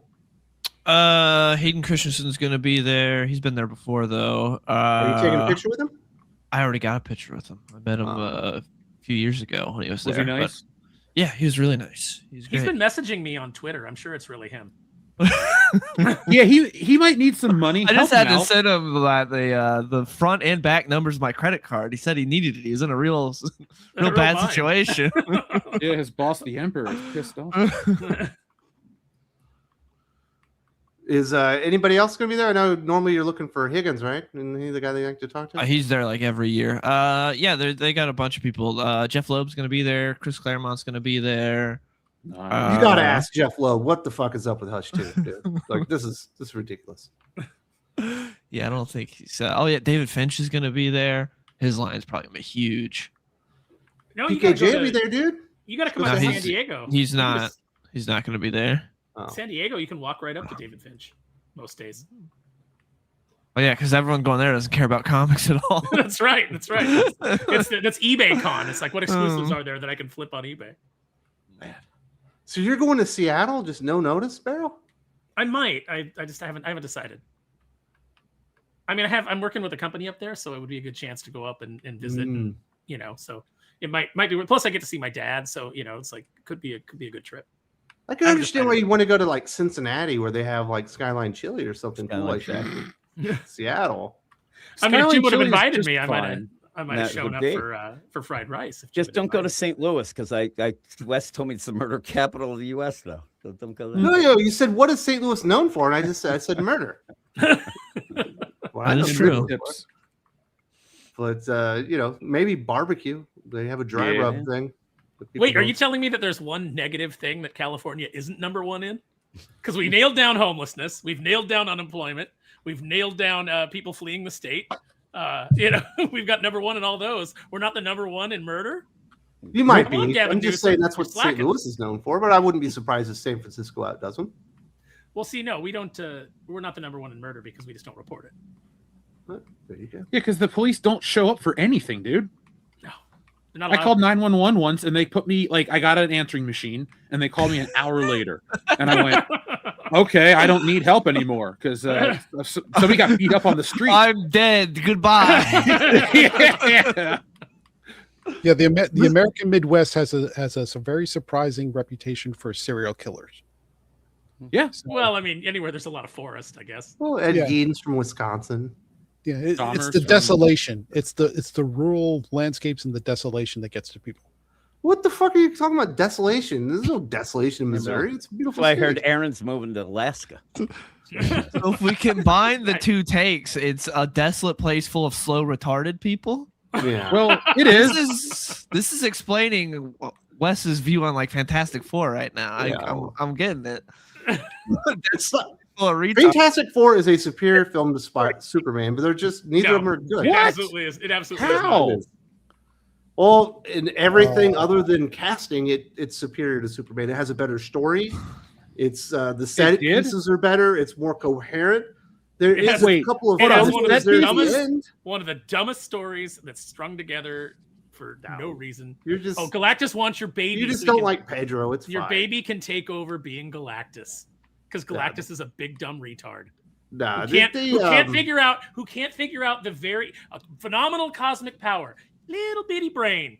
Can't figure out what Reed Richards is up to with big teleporter gates. He did And then figure it out. Steve's He trying to went and push him destroyed down all the street. gates. What are you talking about? But he sussed it all out. didn't know it was a trap. Like He just overlooked the one And by the way, that was near the baby. Stop giving me this bullshit. Stop giving me this bullshit. Storm superhuman strength protecting her child nonsense. Yeah, that's fine when a woman That's needs to 100% what they were going for. Whether you buy it or not. When a woman needs to lift up a Toyota Prius to save her baby, yeah, that can happen. A woman doesn't lift up a big rig, and that's what a Galactus is the equivalent of. In this scenario. Well, she might have the powers of Sue Storm. She might be able to, but you sit there buying into Superman beating up an R-coded Superman with our strength that's being driven by Lex Luthor, and we're supposed to be rooting on him beating up a retard. It's not nice. He should have saved him. That's fine. Clones aren't people. That's true. True. Ask Palpatine. Their inventory. I don't understand why you guys keep making me defend Fantastic Four. I don't think it's a great movie. No one makes you. We just say I think it's just better than like on a Superman. diatribe about how I much think you like it. Thunderbolts is better. Thunderbolts was better. Keep Up Demon Hunter was way better. Look, I said it earlier. I think Superman's biggest failing is it tried to do too much. But if you were to make one small change that I think would improve it a little bit, instead of making the clone Ultraman, make the clone Bizarro. Yeah, Well, that's what they're turning him into. I think that would have made biggest thing that would have made that movie better is you take out the Justice Gang and give that time to the Daily Planet crew and Superman characters. Yeah, Justice Gang that's the biggest thing. Necessary. Yeah, because you get rid of them and you can have Clark Kent instead of only having him for 30 seconds. But Mr. Terrific technically is the best thing about the movie. If you remove the Justice Gang, you don't get the Mr. Terrific. He is not the best part of the movie. I like Mr. Terrific in that movie, but he's not the best part. You also wouldn't have missed him. You also wouldn't have missed him if you didn't get him. Yeah. Oh, no, he's great. If you take him out, you get a better Superman movie. Yeah, nobody's watching a Superman movie going, you know what this movie needs? Mr. Terrific. I was as surprised as anybody. I was like, wow, really nailed that character. Wasn't expecting it. I was not happy with the music choices either. That's the part I disliked strongly. The pop songs. I like the music. I thought the music's good. I was fine with the music. I think that makes movies feel too temporal. Like when you watch the John Williams one, I know it's from the 70s, but you're listening to something that just works in every era.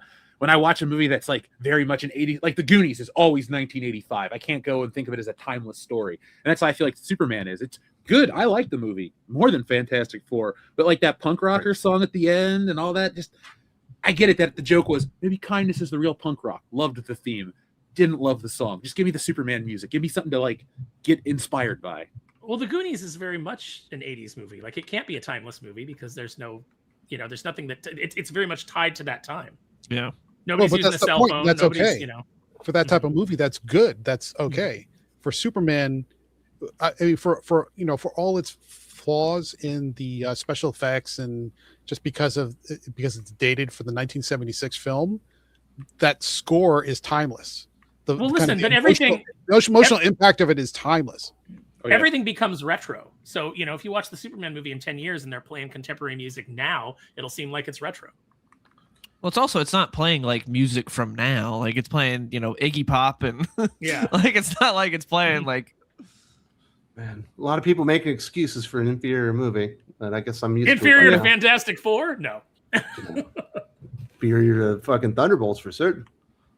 Thunderbolts was really good when I first saw it, but I have literally never thought about it again. Like Superman, every once in a while, I'm like, yeah, Superman, that was good. I like Thunderbolts, but I like Superman better. I had no expectation for Thunderbolts, so just by I had one expectation, which is I was excited for Bucky, and then he just jack shit in the movie. So he's a congressman. Isn't that what you always wanted to see? Bucky be this is like, hey, you guys want some new Star Wars films? Yeah. You want a lot of time spent in the Senate? What? All right. Let's get some of these Stake and Critical Patreon shout-outs out of the way, and we'll get back to our main topic. Welcome to the channel, Walt, a.k.a. Bifrost, and protector of Runeborn. We've also got John Doe arriving, a.k.a. the White Noise, protector of the Dead channel. Welcome back, JD, a.k.a. the Storm Warden, protector of Cyclone Harbor. We've also got Fareed, a.k.a. the Scarlet Shah, protector of Nurabad. Brad Johnson, the Captain Clutch himself, protector of Summit City. We've also got Amazing, the Astonisher, Protector of Horizon Prime, and Comic Book Barbarian, also known as Bonehammer, Protector of the Gravehold. And finally, John Garrett, welcome to the family, also known as the Ultimate Outlaw, Protector of Neo Texas. And if you're interested in having your own superhero name, you back us on the Patreon or channel memberships, you get that, but you also get awesome podcasts and videos that you will see nowhere else. Bonehammer, huh? Bonehammer. All right. Is that your new nickname? Well, you've already made fun of me this week for the 5-knuckle shuffle joke that apparently I screwed up. Wait, you gave somebody a 5-knuckle shuffle nickname? No. He thought 5-knuckle shuffle was hitting somebody. It is. John Cena. It is. It certainly is. But not Cena. Well, John Cena gives you the 5-knuckle shuffle. He punches you in the face. Aaron is a tenderfoot, a greenhorn, and if I told him if he moved to Alaska, they'd call him Tenderfoot. I said, what you do is first person that calls you Tenderfoot, you give them the. Well, I think I made it more a story about me when I lived in Alaska. You gave a guy the 5-knuckle shuffle. You gave him the 5-knuckle shuffle. The thing is, it's the best advice he ever I gave. completely lost it.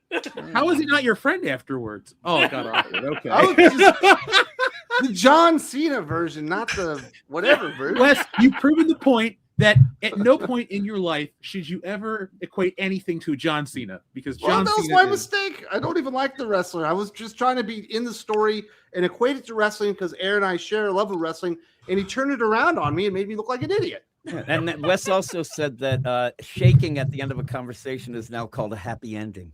That's what he said. Okay, I'm gonna get you the Urban Dictionary and just all of it. I'm gonna get it printed for you and we'll teach you all the terms. Man. How did that come up? That shouldn't have happened. That should have stayed on the Geek Fix. That was Rory not cool. in the chat says, I hope Wes got a $20 bill for his 5-knuckle shuffle. Yeah, exactly. But there's more important things going on. We've got Callum. Chris Gordon and Roddick have heard things about Avengers Doomsday. I think it's going to make people angry, but it's written by Michael Waldron, so. Yeah. I mean, obviously, the Russos will take whatever and adapt it the way that they want, whatever Michael Waldron has put on the page. But, Michael Waldron does not fill anybody with confidence. Especially when you have see the interview with him. He's talking about Doctor Strange, and he's like, I just didn't know how to end it, so I did this. Which is just like the worst. It's like when Lucas said, I didn't really have any other ideas for an Indiana Jones movie beside the Crystal Skulls, so we did the Crystal Skulls. That's not a compelling reason to make a movie. I didn't have any other ideas. Just say money. That's a more compelling answer. It's like, why'd you make it? I wanted to buy 5 new houses. All right, George, I'll buy that. Harrison really wanted to do it. What's likely to happen is it's just going to be a cameo fest, full of whatever characters are left from Fox and Sony and stuff.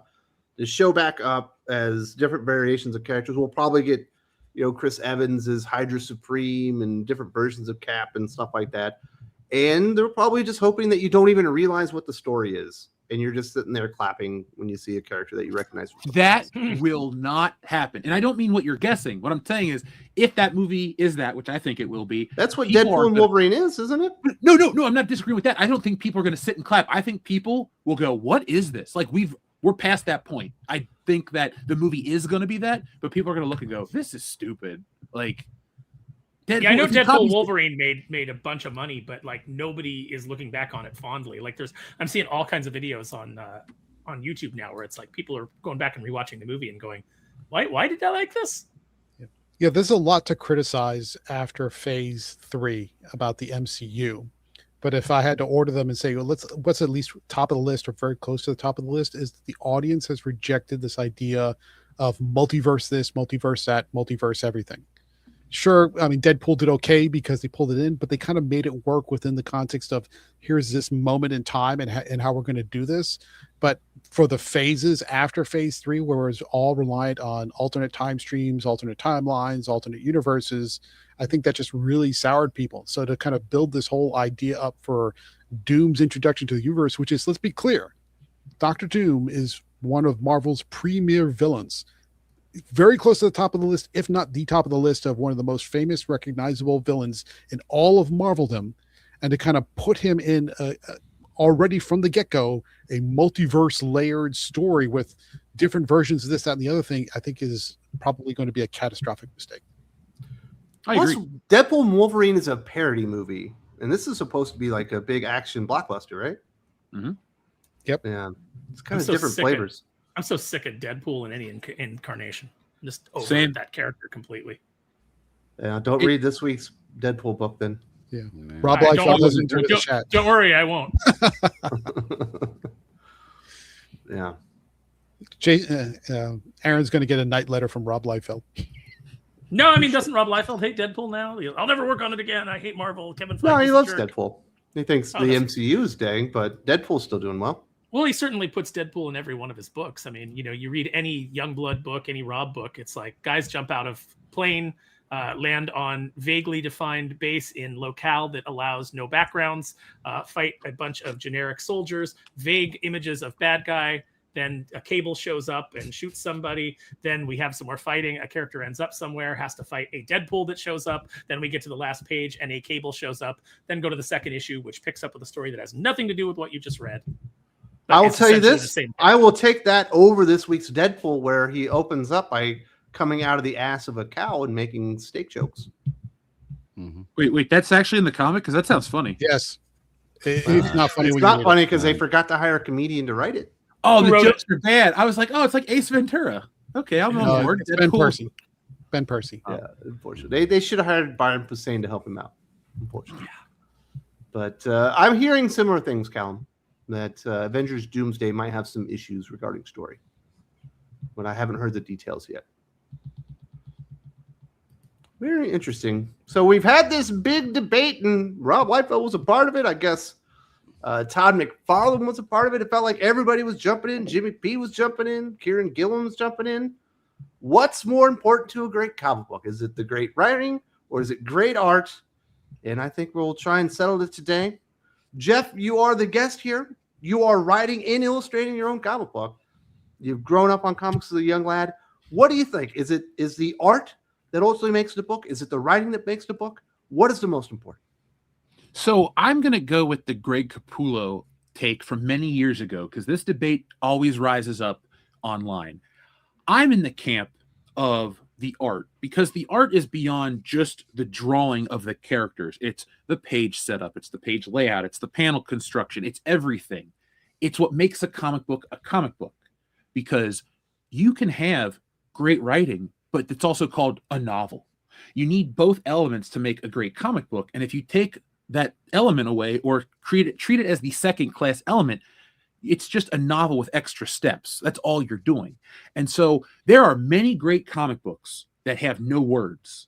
There are no great novels that don't have text. So you just need the art, and the art will always be important. But that being said, I'm not of the 1990s Image Comics is the greatest thing ever. Boom. I think a lot of those books sucked as a kid. I couldn't get into them because I couldn't tell what was going on. And as an adult, I look back on those and I skip past those. So for the guys like Rob Liefeld and Todd McFarlane, they can't write, and their artwork just couldn't sell a book enough for me. And so with other creators, I would respect that take. But from those two guys, I just don't want to hear it, because Todd McFarlane is not Michelangelo. He's just Todd McFarlane. And that's good enough for him, but not for me.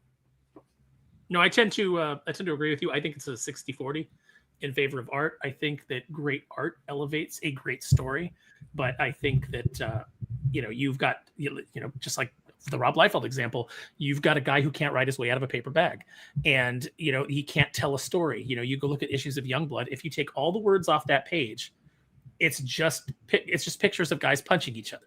That's all that it is, and there's no story through line.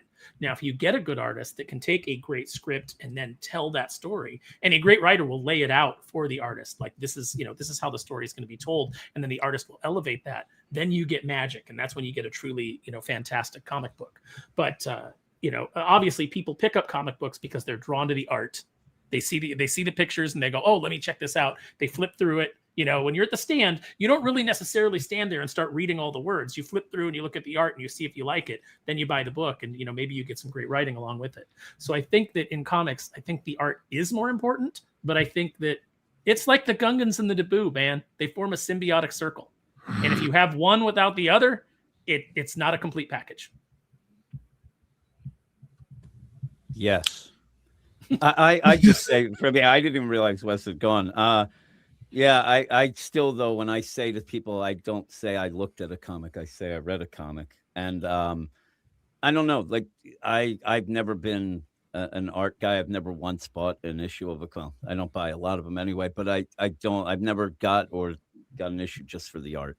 But that's just me. I think it's very much, individual with it. But I would say, I don't know. I would say now the art isn't the problem in comics today. It's the writing, and comics are falling apart because of that. So it must be pretty damn important, because people are losing a lot of interest because of the writing. So if the writing, was better, obviously, but I think that, to me, I go for writing, but then you have to go with that. I also go, character work, which you don't have a lot of, and obviously storytelling. But at the end of the deal, I think that maybe great art would sell a single issue, but it's not going to sell an arc. It's not going to end up being something that people are going to say 10 years from now, oh my God, I remember that arc because it looks so great. You always talk about the story. But again, it's a combo. It's one of those, why can't we have both sort of thing? And when it does come together, that's the stuff that ends up being really special. Yeah. Dylan, what do you think? Take that, Dylan. Yeah, I think of all it takes, I pretty much agree with Jim here, where I think you obviously need a collaboration for the two, because otherwise it's not a comic book. But I very much enjoyed more comics where the writing was good and the art was bad compared to the other way around, because it's just, you can't take so much if it's a horrible story and the character work is bad but everything looks pretty. But obviously you need both. It's a comic. It's 50-50. But I've definitely gritted my teeth and gone through more where I really like this story, but the art is terrible compared to the other way around. Yeah. And then when that happens, you say that's a shame, right? You're like, oh, that's a shame. But the other deal, you're like, oh, screw this. You just don't read it anymore if it's just art and no story or bad story. Yeah. I agree, Dylan. I'll force my way through bad art if I'm enjoying the story. But if it's good art but the story sucks, I'll toss it aside and be like, oh, that sucked. Yeah. Oh, what I'll do is I'll just stop reading it and just look through the art, read the panels only, and then that's where the interest ends. Because I don't want to come off as, I'll read crap for the good art. I also think good art isn't what a lot of people think of as good art. So it's like the first 4 issues of Fractions Batman, it's all just Jorge Jimenez is incredible and the writing is not quite there, and it's just all Jorge is incredible and that's it. The writing is just not it. But these last 2 issues are good. But yeah, you have plenty of examples of it where it's the writing is not good, but the art is so incredible. Well, when Rob came up with the name for Image, it was obvious that that was the right name for the company, because it very much was for most of those books. Most of those creators was image over substance. It was all sizzle and no steak. So I think that it really proves you can get by. You can sell for a while just based on the art, but eventually people will fade away because there's nothing there to hook them anymore. Especially if you're an artist like Rob, where you're just redrawing the same thing over and over and over again. That's what I was going to say. If the art does more of the storytelling and helps the storytelling of the writing, then that's when it becomes, special. Yeah, I don't think you can have a special story with bad art, though. Yeah, well, I look at the perfect marriage is John Byrne and Chris Claremont, because John Byrne's an awesome artist. Chris Claremont's the writer of writers for X-Men. But if you were to look at the John Byrne pages, you could still see the great story, and his art also translates to other books. That's why I'm not giving him the nod as a great writer. But, you need to have that balance.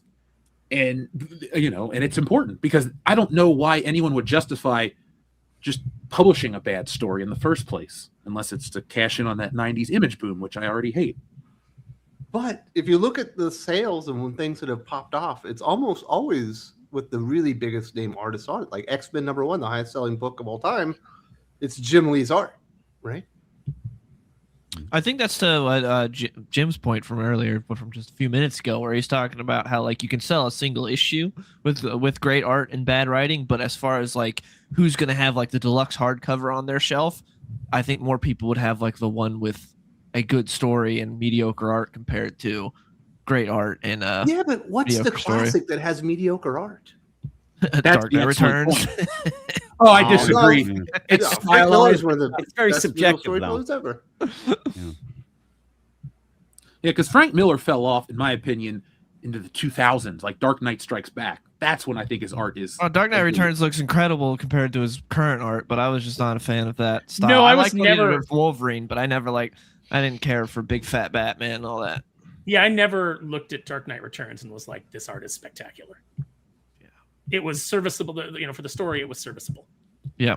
That's how I always feel. say that art is cool. It has that, that cool factor, and Lynn Varley colors make it so different. But I'm a Frank Miller, like, who was it? Joseph Rubinstein that inks him on Daredevil. Like, that's the Frank Miller I'm liking. Oh yeah, and I loved him on Sin City. It's like Sin, but it fit. yeah. I wouldn't say his art was attractive in Sin City. I mean, although he drew some beautiful women, but it's like, it was very much married to that property. It fit that property.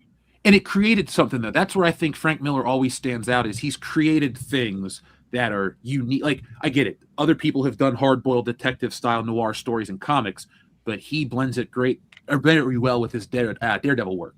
And then Sin City, same kind of premise, but like he adds a layer of an art style that's really unique. That looks nothing like Ronin. And can you name, like, Sin City? You could say Sin City style, and it's a style. There aren't many other other characters or books that have a style that actually translates to like a replicable style that people want to mimic. Yeah, because Jim Lee ripped him off for Death Blow, and Scott McDaniel was doing kind of a Frank Miller riff for a while.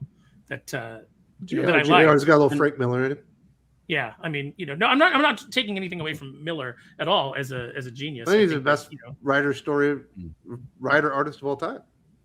But I don't think his art is attractive. No, it's subjective. I think it's good. I think it's good. I like it. But like I don't look at it and I'm not like, oh, this is art that's blowing me away. It's blowing me away on one level, but it's like I don't know. It's like when you see a movie and it's like, was it good? Yeah, and it's like, what was it? Yeah, I think it's about like even a movie. Like I'm never gonna watch The Last Jedi ever again. But people say it looked good. So, and Wes, you said what huge classics have bad art, but what huge classics have great art and no story at all, like shitty story? Well, I would say Batman Hush has great art with a very mediocre story. People nobody refers to that as a classic. Yeah. Well, they still do. Fucking sell it. It's selling better than anything that Marvel's done in the last 50 years. But would you go reread it? The thing is, with great art, again, I go and reread. I don't go and relook. And if it was a book where I read it and it had great art, I may look up panels on Google or something, but I'm not going to go through, 12 issues of something that had great art and a real shitty story. But how about this one? Explain to me this. How does Tom King still get pretty decent sales? He's not doing Batman. People think numbers. he's a unique writer. No, it's because he's always got the best fucking Well, he does art. have the best artist, but still, people go with the idea that it's a cult, I think. But yes, it's part of it is he has the best artist, but also part of it is I think a lot of people bought into his Alan Moore impression. A lot of people are like, wow, this is very intellectual. Look at these 9 panels. Whoa. I think there was a lot of that. Yeah, people I like read again his stuff. with Dennis Camp. Yeah, they get to read that depressed. stuff. Yeah, they get to read that stuff and pretend that they're smarter than everybody else. I get it on a level that you don't. I said, It's if the you're a Emperor's fan Clothes. of Tom King, you're not really a comic fan. You're just a fan of Tom King. Mhm. It's just nonsense. Yep. You're a fan of his one character that he writes. And one story. Yeah. Mhm. And you like kids being killed. I don't know And that's why, fine. but, yeah. There's a certain segment of the audience that is like, I liked that thing. Can I have another just like it? And, that's fine. Sell to those people, I guess. Yeah. Right. Oh, I was told that's what they do. They know that he could do any obscure character and still sell this amount, and that's the reason why he keeps getting work. Yeah. And then Me the artists personally, go on because they want to win Eisners. The bullshit. I get dragged through with great art and in bad stories or great stories and bad art. I can have either one of them drag me along as long as one aspect of superior, but I don't think you can have an iconic, amazing comic book that stands the test of time and is still selling comic books copies 20 years later without both. Well, yeah, definitely. Agreed. You need both. Mm-hmm. But the iconic moment is almost always associated with the artist, right? Yeah. But then you see Kieran Gillen out there saying, like, you're a parasite. The artist doesn't need you. Well, that's some artists need you. performative. That's It's, performative. well, everything with Kieran Gillen is performative. Oh, I tried to be gay. I really tried. It's like, did he give anyone a 5-knuckle shuffle? Pat on the back. I don't know. Guys, I pulled it through. I got to last call. I was like, 5-knuckle shuffle for everybody. I mean, did he really try? Everything about him is performative and trying to get, virtue signaling back pats. But, the truth is that, there are some artists that can write. And if they can do some really great stuff because they're interpreting their own thing onto the page. But that's rare. That's very rare to get a double threat like that. Is it rare? Or is that you can sell better with great art than with just great writing, though. I think is what history has told us, right? Yeah. Mm-hmm. Look at McFarlane. Not a good writer at all. His Spider-Man run sucks. Terrible. That I can't read Spider-Man adjective lists. I'll look through it every 5 years. Yeah, Torment. I'll flip through it. I'll look at the panel layouts. I'll look at the squishy anatomy, and I respect Todd's work, but I'm not like a fan. He only gets as much of my attention because he's associated with Spider-Man. But like Spawn, I read the first 50 issues once. Never again. I can only tell you one story in Spawn that I liked that I can remember, which was it was the Billy Kincaid story. That was it. I was about to say, I can only tell you one story I remembered. It's the Ice Cream Man because the ending's awesome. Mm-hmm. Ice Cream Man's an interesting book. I was reading that one for quite some time. Amazing stories and very, very niche art that for what it is, it's done very well, but it's not really appealing to a lot of people. But I was able to read it because the stories were very, very intriguing. So maybe I'm in the middle. Maybe I'm weird. But I wanted to make a point real quick, Aaron. You talked about the writer-artist thing. That's really the American problem because in the West or the East with manga, a lot of that is a single creator. Yeah, you might have your workflow to be aided by assistants, but like Kira Toriyama wrote Dragon Ball Z and wrote and drew the book and did all that stuff. I think that's why a lot of these other projects from around the world have a stronger identity and reliable sales because it's a consistent creative voice. You're reading Dragon Ball Z and it's the same guy telling you the story. In America, you could be loving Spider-Man 1 minute when it's written by J. Michael Straczynski, but then you don't like whoever followed him up, like Joe Quesada. That happened in real life. Like you don't have those kind of fall-offs with characters because it's usually just the same dude, and then the story ends, and you're always left wanting more. We got to figure out like whatever the American issue is, because you got writers that are off with their heads up their asses, interested in really obscure stuff, and they don't share the life experience that these other more established creators have, which therefore creates the better art. There's just that I mean European too. You get European artists who can write and tell like these epic stories. I think that's the requirement, like for where we're going next, because you have so many tools that can aid you to be a creator on your own. I think it's only a handful of steps away before it's just more, I guess, quote unquote, graphic novelists where you do all the production and it's just your single voice. Yeah, the problem with these characters, though, like you said, you're always changing creative teams, yet it's a character that's been around for 80 years. So you end up where when the next guy comes on, this stuff, some of the times they're pulling stuff out of their ass because they think they have to do something different and they have to do something to put their stamp on, and it's bullshit stuff. And then it just all falls apart. Well, the other problem is, a lot of the artists, and this is especially true of Image and Liefeld in particular, is that, he rejected the writers that he worked with, Louise Simonson, Fabian, he didn't like working with them because they asked him to draw things that he didn't want to draw. All he wanted to draw was the big moment of the guy punching the other guy. He didn't want to draw the background. He didn't want to draw the establishing shot. He didn't want to draw, the character, the different characters and like the civilians and things like that. So he eschews writers because he just wants to do the things that he wants to do. The problem is the things that he wants to do don't tell a story. So he's never had anything that he's worked on himself that is his own plot and story that means anything, because it's just characters showing up and fighting, and then that's it. That's all that there is. Eating a sandwich. You can't even do that. Look at his sales record. He can't even draw that. Remember him drawing Roberto DaCosta's father drinking a poison cup of coffee, and it's just like his white ass mouth and like holding a cup like this, because that's how you drink. Yes. Yeah, but he's got enormous sales. So Fortnite had an enormous, box office. It doesn't mean that it's good. Mm-hmm. It doesn't mean it's a good story. It just, it's just spectacle, and people will Yeah, it's just popular. Spectacle for a Yeah, while. it's like the Superman movie.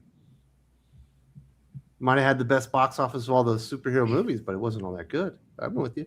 Bad No, writing. but it was better than Fantastic Four, though. That's the funny part. Mm-hmm. But we've seen this, Dylan. Like, remember, we're reading Incredible Hulk from Philip Kennedy Johnson. Really, really cool story. Maybe gets bogged down a little bit and then drags a bit. But Nick Klein is making it all worth your time. And then as soon as you get the backup artist for a couple of issues, it made the story less appealing. That was definitely true for Incredible Hulk. They kind of fixed that towards the end. They got the guy from Hellhunters to come in, and he was good. But yeah, I can't remember who it was, but they had that one backup artist or whatever it was. Yeah, it was bad. Yeah, who was it? Because it's like you gotta get someone just decent. Because obviously there's not very many people that are Nick Klein level, but you gotta get someone decent. Like having that big of a fall off was rough, and you just didn't even really want to read those issues, even though the writing was still good. Yeah, so the writing was very good. Yeah, it was weird. It was that Charlie stuff when they went back in time with that detective, and it was just awful looking. It was so bad. Yeah. Man, we've got a bunch of writers here. Y'all are just siding with the writers. I don't get it. No, look, Not I me. mean, I have been process. You need both. Listen, I've been quiet, but let me give it a shot at it. Let me give it a shot at this.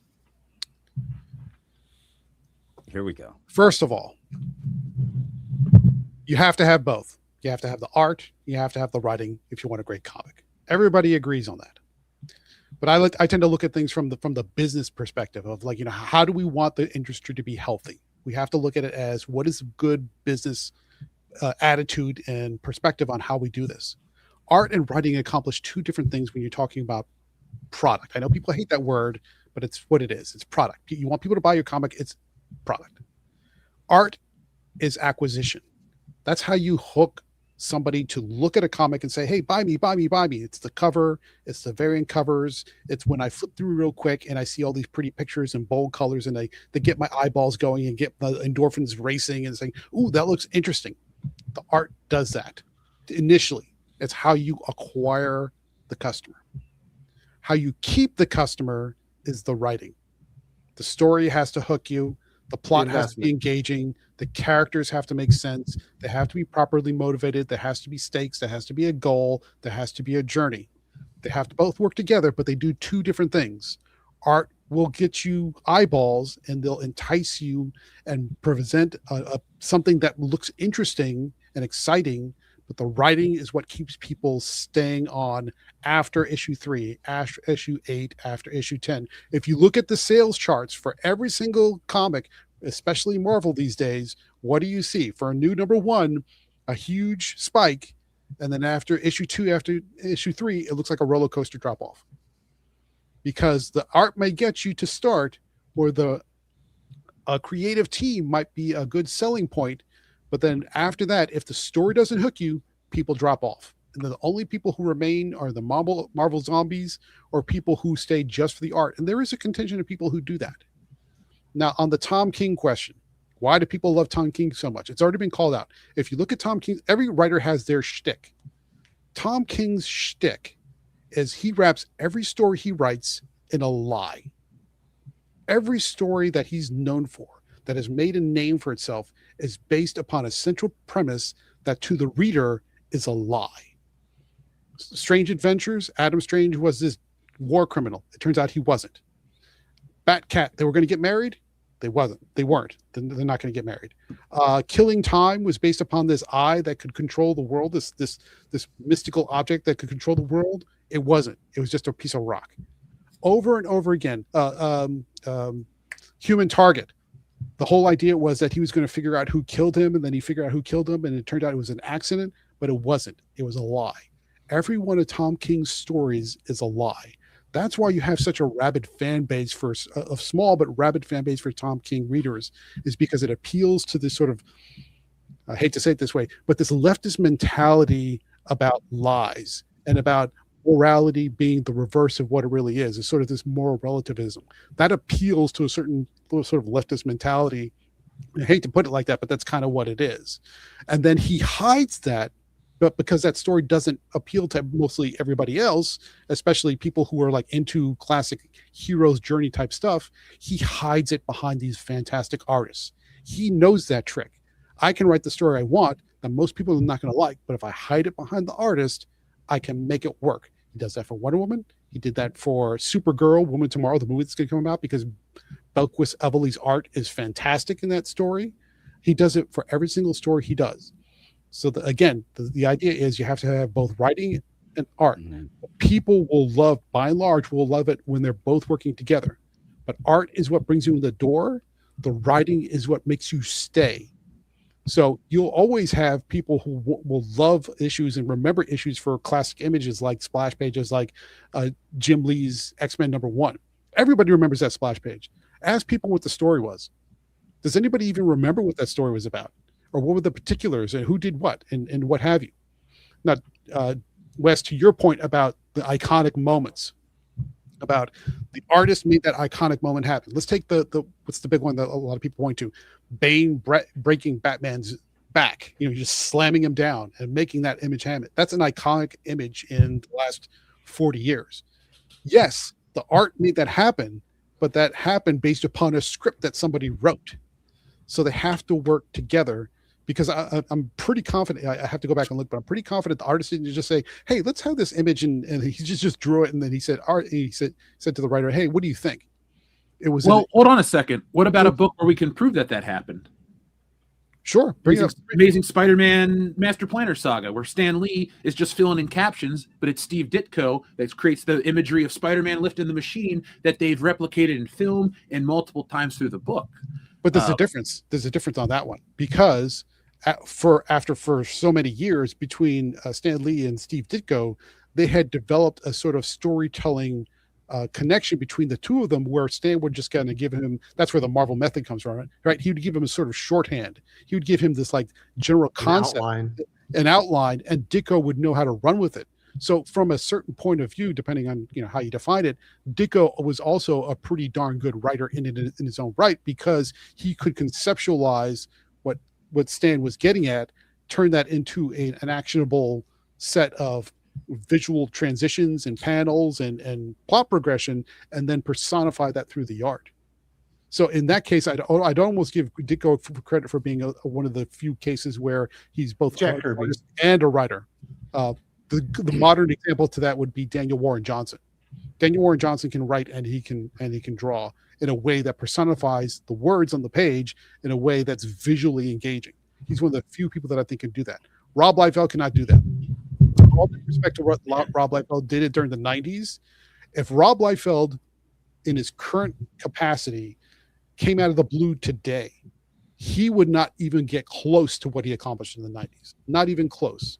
Because it brings up something really interesting there, because we do have a superstar artist era, the late 80s into like the early 2000s. It's all about the artists, the superstars of comic books. And now it's been the superstar writer for the last 2 decades or so. And if you look at the sales and the trajectory of the industry, it was much stronger when the artist name was the drawing card. I'll put it like this. What happened with Image could not be done again today. I don't believe it could be done again today. Because Marvel won't allow even any of their artists to become superstars. Well, not even that. I think the L boys, as Rob likes to call them, and that cadre of creators that formed the beginning of Image, they took advantage of a scenario where they were itching to kind of do something new, something fresh, something wild, something bold, when both DC and Marvel had gotten really stale. And they took advantage of that gap in the industry where they say, we're going to go off and strike off and do our own thing and really do something different. People want edge. They want to see, macho stuff. They want to see power. They want to see energy. They want to see excitement. They want to see something new, something fresh, something different. And they went off and did that. And they took advantage of the market. Now, a lot of that also, they did the gimmicks. They did the lenticular covers. They did the foils. They did the blind bags. They did all the kinds of things to take advantage of that moment.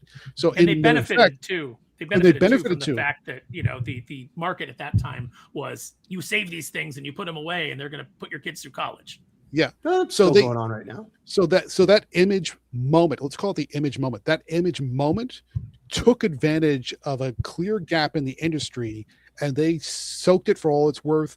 And more power to them for doing that. Because I think as we stand right now, image today is very far from the image of when they first started. They're Image not today like- is Vertigo. Yeah, image today is basically Vertigo, and there's nothing wrong Because with all that. those guys got bored with their own creations. They didn't have any staying power. Right, and they couldn't keep up with the publishing schedule and all these other things. Mhm. If you tried to do that today, saying we're going to be what Marvel could be and start a superhero, you know, mostly primary superhero type of publishing company, I don't think it would work out as well. I don't think they would get it because all the tricks have been done. All the stories have been rehashed. All the edgy stuff has been done and redone and rehashed and reconstituted over and over again. And so for somebody to come along and say, we're going to be a new publisher and we're going to be what Marvel refuses to be. We're going to be what DC doesn't have the guts to do. I don't think anybody would pay attention because it's so played out. Well, it's because we don't have superstar artists anymore. I think there are plenty of great artists out there. Maybe Yeah, not but which ones superstar, are but great. superstars? Who's the fucking Jim Lee? Who's the Rob Liefeld? Who's the Todd McFarlane? Well, But they're all what over, I'm they're all, getting at- they're all over at Ghost Machine, not getting the attention they deserve. No, but nobody's allowed to do that. Nobody gets that big, huge run where they're promoted bigger than the writer anymore at Marvel because they don't There are ever want it plenty to of happen great- again. There are Well, plenty they of also great can't artists afford out to there, keep but those they're guys on not. those books. But they're not great writers out there. That is where you're super duper lacking. Now, Ghost Machine. Okay, I'm glad you brought up Ghost Machine. Ghost Machine's biggest problem is twofold. Number one, their marketing sucks. Whoever's in charge of their marketing sucks. They're not getting the word out. They're not singing their praises. They should very much learn the lesson of what Scott Snyder did when he was hawking his wares for Absolute Batman. He was pounding the virtual pavement every day, talking about Absolute Batman. This is great. This is why you should love it. You're gonna find this fantastic. And he was giving it all his worth, and the results paid off. Now, it paid off because he delivered a good product, but at the same time, everybody saw Absolute Batman everywhere whenever he had a moment to breathe. Ghost Machine did not do that. That's a problem. Number two, a 1 year hiatus from their primary book, which was Rook Exodus, is a no-no. That's when people fall off. That is a big problem. I understand the art, especially that the kind of very detailed. Was it Gary Frank? I think is on Jason Fabok. Jason Fabok. Sorry, yeah, Gary Frank is on the okay. Jason Fabok is super detailed. That takes a lot of time. I get it, but you can't take a 1 year break from your lead title, the one that's generating the buzz, and expect people to hang on. That's Yeah, not but the think world about we live in anymore. what Marvel did for Jim Lee. They gave him his own X-Men title. They got rid of Chris Claremont because he didn't want to work with it anymore. They went with him and made him the superstar. They got, what is it, 8 million sales on that fucking issue? What did they do with Todd McFarlane? Oh, you don't want to do Amazing Spider-Man. You want to do your own Spider-Man. We're just going to create Spider-Man just for you, and it's your vehicle, and we're going to promote it as the Todd McFarlane book, and we're going to make the sales huge. What do they do with Rob Liefeld? He's going to be doing New Mutants. He's taking this thing over and everything. And the selling point was always those guys, and they were elevated to this enormously high level, and they created superstars. DC and Marvel are scared to let anybody ever become a superstar again because of what happened with Image. Nobody gets that treatment anymore, even if they're as good. And I would say Jorge Jimenez is as good as those guys. I would say Dan Morris is as good as those guys. I would say Nick Klein is as good as those guys. There are some really great artists right now, but they will never be allowed to reach those levels. And are those I levels agree even with you. achievable anymore? But I think it's a different problem. That's a Perhaps different so. problem because you have a very severe problem with them, both Marvel and DC, on curating and elevating talent. All right. So when you give, when you're still publishing on an annual basis, Leah Williams books for things like Birds of Prey and Gotham City Sirens, that's ridiculous. That is a waste of paper. That is a waste of paper. When you're still hiring Jadzia Axelrod and some of these other kind of fly-by-night creators to do their thing on established characters that people enjoy, that's a problem. So I don't disagree with you, but I think the problem there is not so much that they're not allowed to because they're afraid they're going to start their own Image. I think you just have people inside those those companies that do not know how to manage, curate, elevate, and overall and advertise top tier talent. They just don't know how to do it. Like Jorge Jimenez has been on Batman through 3 writers now. When he started with Tynan, went through Zdarsky, and now he's on there with Fraction. And they've never promoted the book as the Jorge Jimenez Batman book, where he's clearly the star. Yeah, but Batman sells. The difference is the Batman sells. But there was Batman nothing could new sell. to Batman raise could his sell profile. better. Like this is the thing is it's like they're accepting mediocrity and saying like, well, it sells well enough. It's the Vince McMahon thing. He's a millionaire who could be a billionaire. But DC is selling this number, but they could be selling this number. But we don't want Batman to sell better. I mean, we always want Batman to sell better. I'm not saying they should. But why is Batman selling the way it is? But then you have, decent titles like Green Lantern, Aquaman, some of the other titles, Green Lantern Corps, maybe, depending on the time of day. And they're not even close. But they're written just as well, if in some cases not better. Josh Williamson's Superman is pretty darn good, but it's not selling nearly as well as Batman. Why? Well, Batman has the the same fan base that Amazing Spider-Man has, where there's people that buy it and just put it in a bag and board and put it in their collection. They don't necessarily read it. But, Green Lantern doesn't have that necessarily. Aquaman doesn't have that.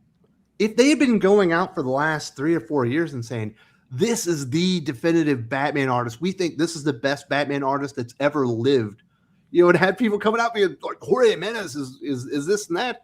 They would have raised his profile and probably would have raised the sales on Batman. People would have started associating the book with him. Well, let me tell you a personal anecdote that maybe feeds into this.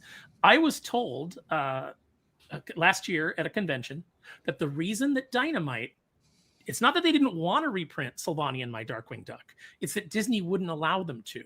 And the reason that they were given was because Disney doesn't like the fact that Sylvania and My Name became so entwined with Darkwing Duck, because they don't want anyone to be stars on anything. It's the brand that matters, not the creator. So that's, and they own Marvel. So of course that's feeding into Marvel as well. It's the brand that matters, not the creator. Mm-hmm. But they could be making a lot of stars right now. But that's exactly, to your point, that's exactly the problem. Remember when I said in the beginning, the art gives you the acquisition, the writing gives you the retention. But for retention, though, to work, you need consistency, ideally over a significant period of time, 2, 3, 4, 5 years. If you're constantly changing out writers every 12 issues. Yeah, it's unfortunate that Chip Zdarsky runs in there because it does suck. Yeah, he started strong. I liked the failsafe arc. I liked how he started. But once he got to Bat-God jumping off the moon, the whole thing fell apart and it never recovered. Now that's a problem in and of itself. Now, and the fact that Chip Zdarsky's been sort of given a stronger say in Marvel's creative future, I think is problematic considering his recent track record. But the point is, if you want retention is based on writing. If you want retention that's based on writing, which is where it comes from, you need to have writers that are A, good, and B, are on there for longer than 10 or 12 issues. You can't build a fan base that is loyal if you're cycling out writers every year or every 2 or 3 quarters. You have to have, the whole thing has to work together. So you can't writers aren't interchangeable. They're just not. And you can say the same for the artists as well. Although you might like different artists because this artist is great for one reason and that artist is great for another reason, and maybe you switch them in and out and maybe you can get by with that. But if the story sucks, the story sucks. And you're not going to retain readers that are loyal, that will buy consistently, and then when the stories complete their arcs, they'll buy the trade paperback and do whatever else. It's not going to happen. You have to cultivate long-term creative relationships with both the artists and the writers. You need both, and they need to be on there longer than 10 to 12 issues. Let's hear from the peoples. They were definitely fired up about this. Daisuke Mamamoto. The answer is writer. People remember comics for their stories most, not for the art. Art has always been the most underappreciated art form. I mean, and I agree with that, but I also say that as somebody who everything I've ever written has been elevated by the artists I've worked with. It's like My Darkwing would not have landed as well without James Silvani. Doomface would not be as great without Renzo Rodriguez. There's just Death Rage wouldn't have been as great without Emiliano Urnola. You're elevated by the artists that you work with, hopefully, and I've been very fortunate that that's been the case with everything that I've worked on. Yeah, I think they're equally important. How's that? Am I straddling the fence? Am I being a bitch? Am I bitching out here, Dylan? I gave it 60-40 because I agree with Gabe's assessment. It's one is the hook and the other is the staying power. All right, Dylan, tell me I'm bitch, man. Let's hear it. No, I think you're right. It's comic books. It's a collaborative medium. You need both. You can't have one without the other. And to be truly great, you need both to be great. And Daisuke says you're arguing substance versus appeal. Or image versus substance, right? That's what I said earlier. Well, it's not versus, it's both. The ideal situation is you want both. Yeah, you want those two things to marry together into a nice package. But if you're relying primarily on art, it's just the appeal. There's no substance to it if the writing isn't good. If there's no substance, people don't stick around. That's the point. It's like The Last Jedi that had that fucking bomb-ass trailer. You're like, holy shit. Listen, and stop bringing up that movie. Like, holy crap, this is bad. Right? Yep, same for The Force Awakens. Incredible trailer. Terrible movie. Oh, boy. I actually liked the trailer for The Last Jedi. The movie just was not it. A lot of people like the team at Lucasfilm that cuts the trailers. They're not the problem. Yeah. But I mean, all due respect to Rob Liefeld, yeah, he cites his numbers, and I think he was very fortunate to take advantage of a very specific period in time. If he tried everything that he tried then today, it just would not work out the way. Well, he got the nostalgia bucks for his his Youngblood and his Whatnot sales. Mm-hmm. He got people in on the people bought The Last Blood. That story is terrible, but people bought it. Yeah, pick any even mildly not a casual or just a new reader, but just anybody with an experience in comic reading and ask them what's their favorite Youngblood story. You would have a very tough time finding anybody who could even name one, much less recall one. What's the arc of a Youngblood storyline? What's the arc of a single character in Youngblood? Shoot arrows and look cool. Maybe like somebody go, Chapel hated Spawn and then shot himself to become a Spawn, and then Rob left Image and I don't know what happened after that. Caleb says what matters is how thick-skinned and mentally stable the writer and the artist are and can keep their fetishes, politics, and murder fantasies out of the book. That's fair.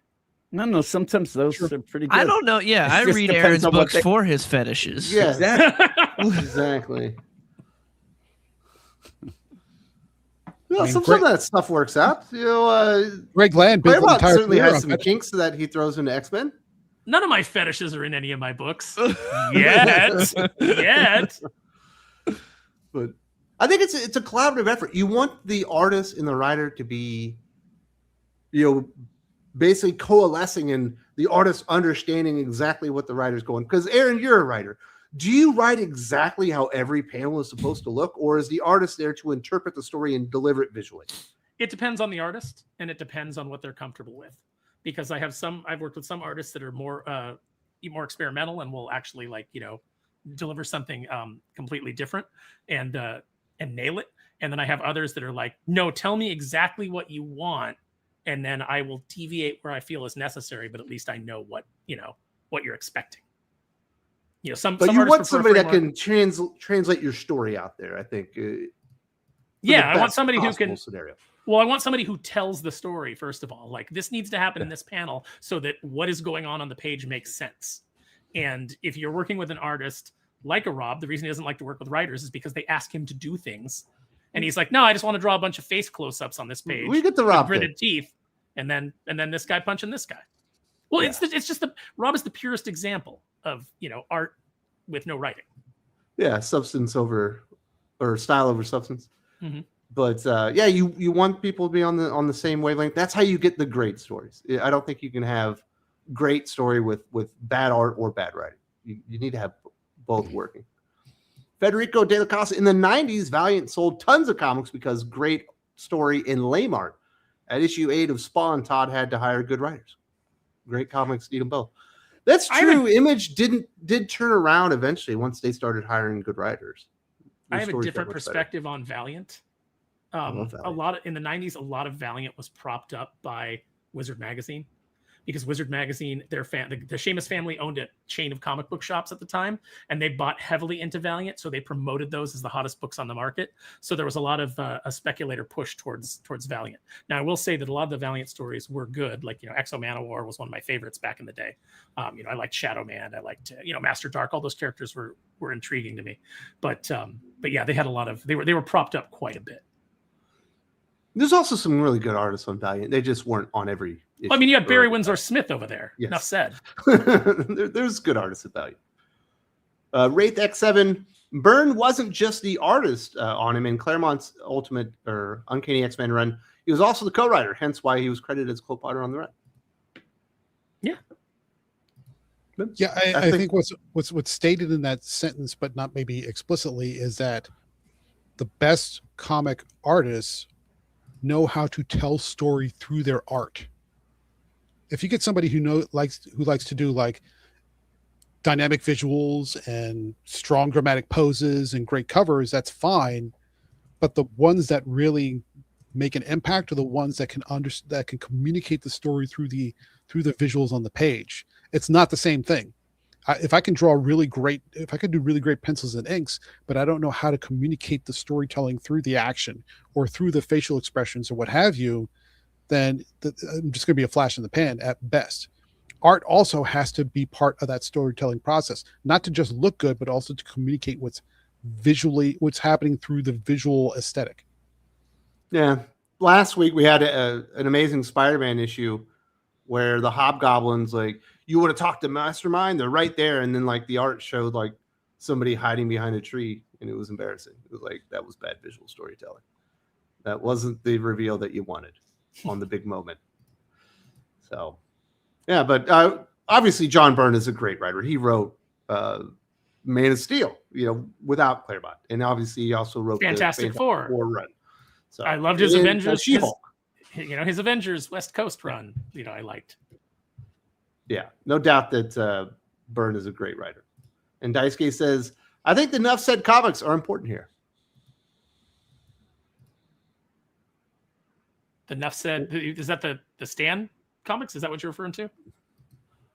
When they did like the Enough Said line, which was wasn't that the DC one where he went over and this is what I would have done with Batman. This is what I would have done with Wonder Woman. Oh, Stanley's DC comics. Stanley presents DC Comics. Yeah, wasn't that called Enough Said? Maybe. Those were weird. He doesn't have a good idea for Batman. What about Ravage 2099? No. You didn't like Ravage 2099? Probably not. I didn't like it after he left. Like, it was him and I think Paul Ryan was the artist. And then he left, and all of a sudden they were like, and now Ravage is like a demon guy that transforms into like a were-demon. Just out of nowhere. And you were like, oh, okay. Caleb says, but Gabe on Tom King, he writes about wanting to marry his mom. There are a lot of things that are wrong with Tom King's writing. That's just one of them.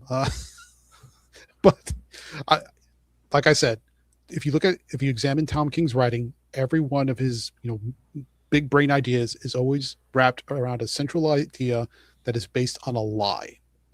And then what he does is he tries to make that somehow shocking or interesting by doing exactly that, shocking people. He'll have an abusive mommy wife. He'll kill children. He'll do a bunch of other things that are kind of like give you the shock value to get you talking. But at the end of the day, you peel back the layers. Every one of his stories is based upon a lie. And that has a particular appeal to a particular kind of audience, especially audience readers who are in favor of moral relativism. I'll put it that way. And so if you like storytelling that's based on a lie and you don't like storytelling that's based on truth, you are probably a Tom King fan. And that's what makes typical DC fans upset, because they want their heroes to be in favor of truth, justice, and the American way. Daisuke clarifies those were the comics that had no words in them, so silent issues. So that's interesting, Aaron. I think there are some great silent interludes, silent issues, if you will. Obviously, the G.I. Joe 21 is the one I think that most people think about. There's a great Ninjak silent issue, but I wouldn't want a silent series. No. There's a great Batman and Robin one, too. we saw recently with Skybound that not everybody can pull that off.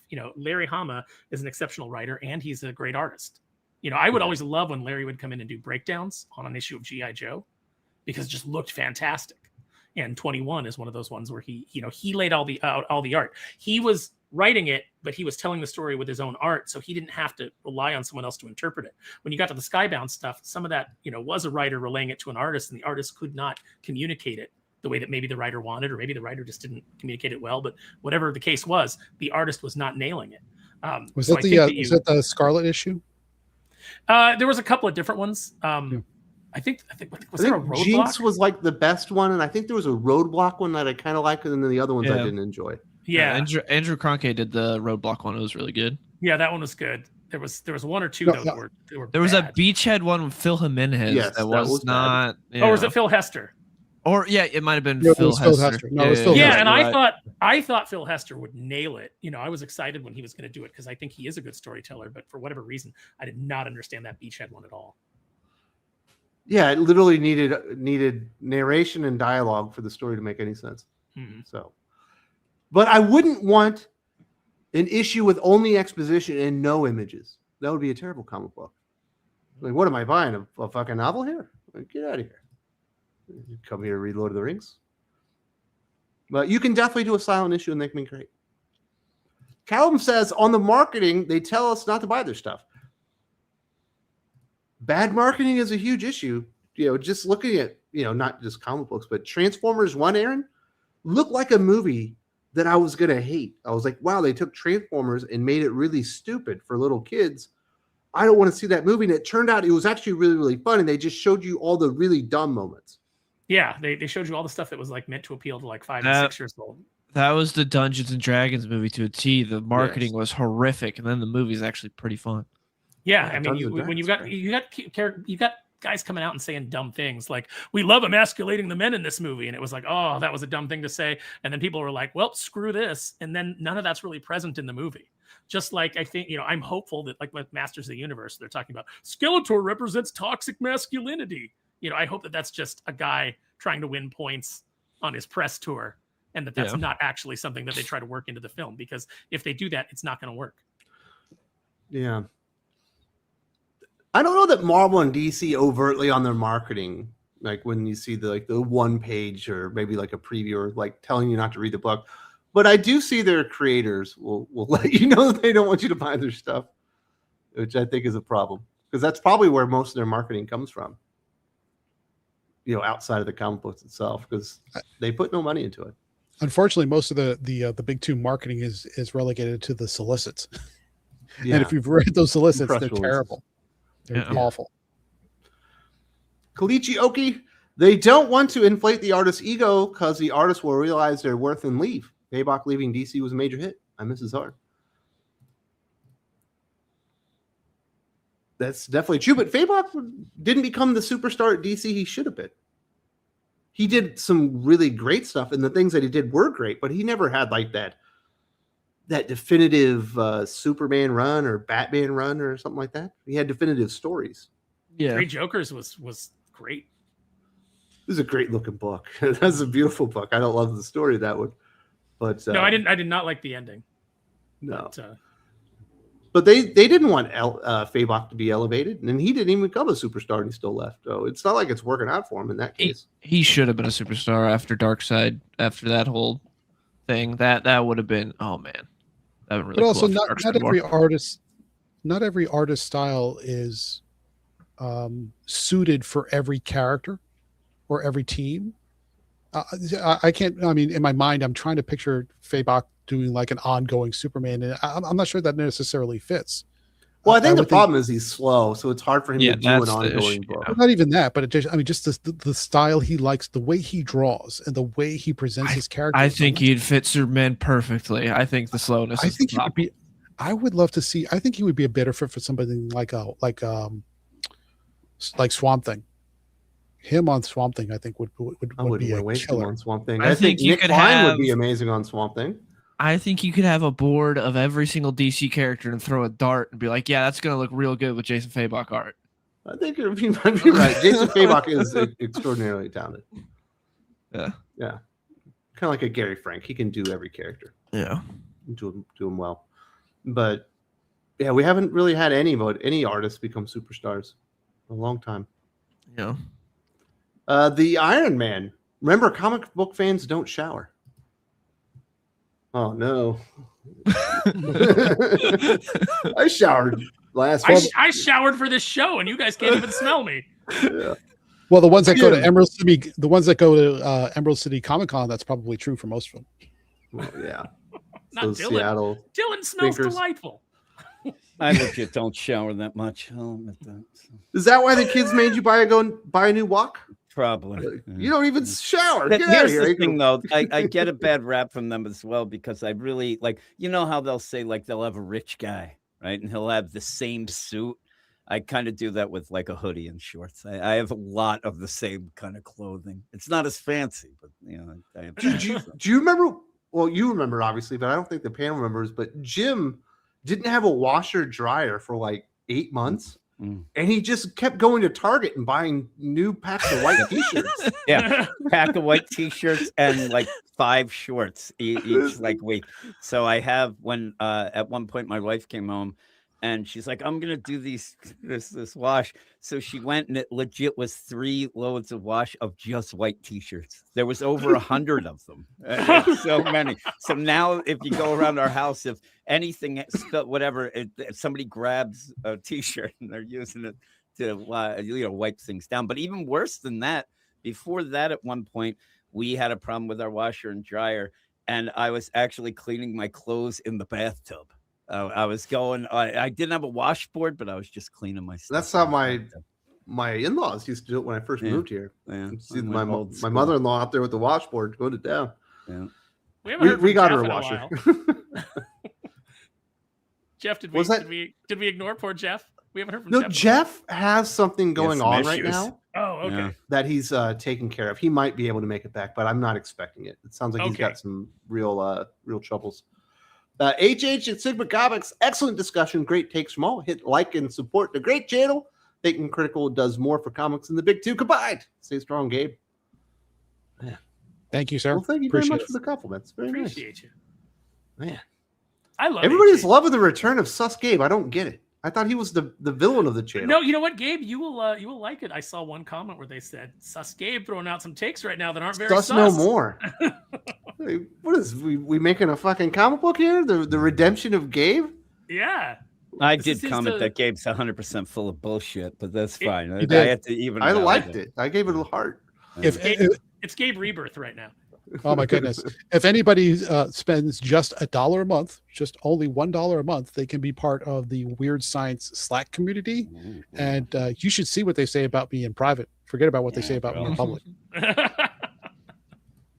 That's one of the segments on the 100 Rap podcast. Is Jim just a reading off all the.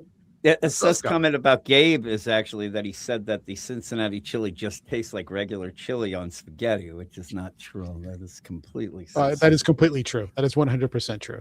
Ridiculous. I'm going to piggyback off something AL said in the chat, which is Sully's coming in like the Somali captain in that Tom Hanks movie, going, "I am the sus one now."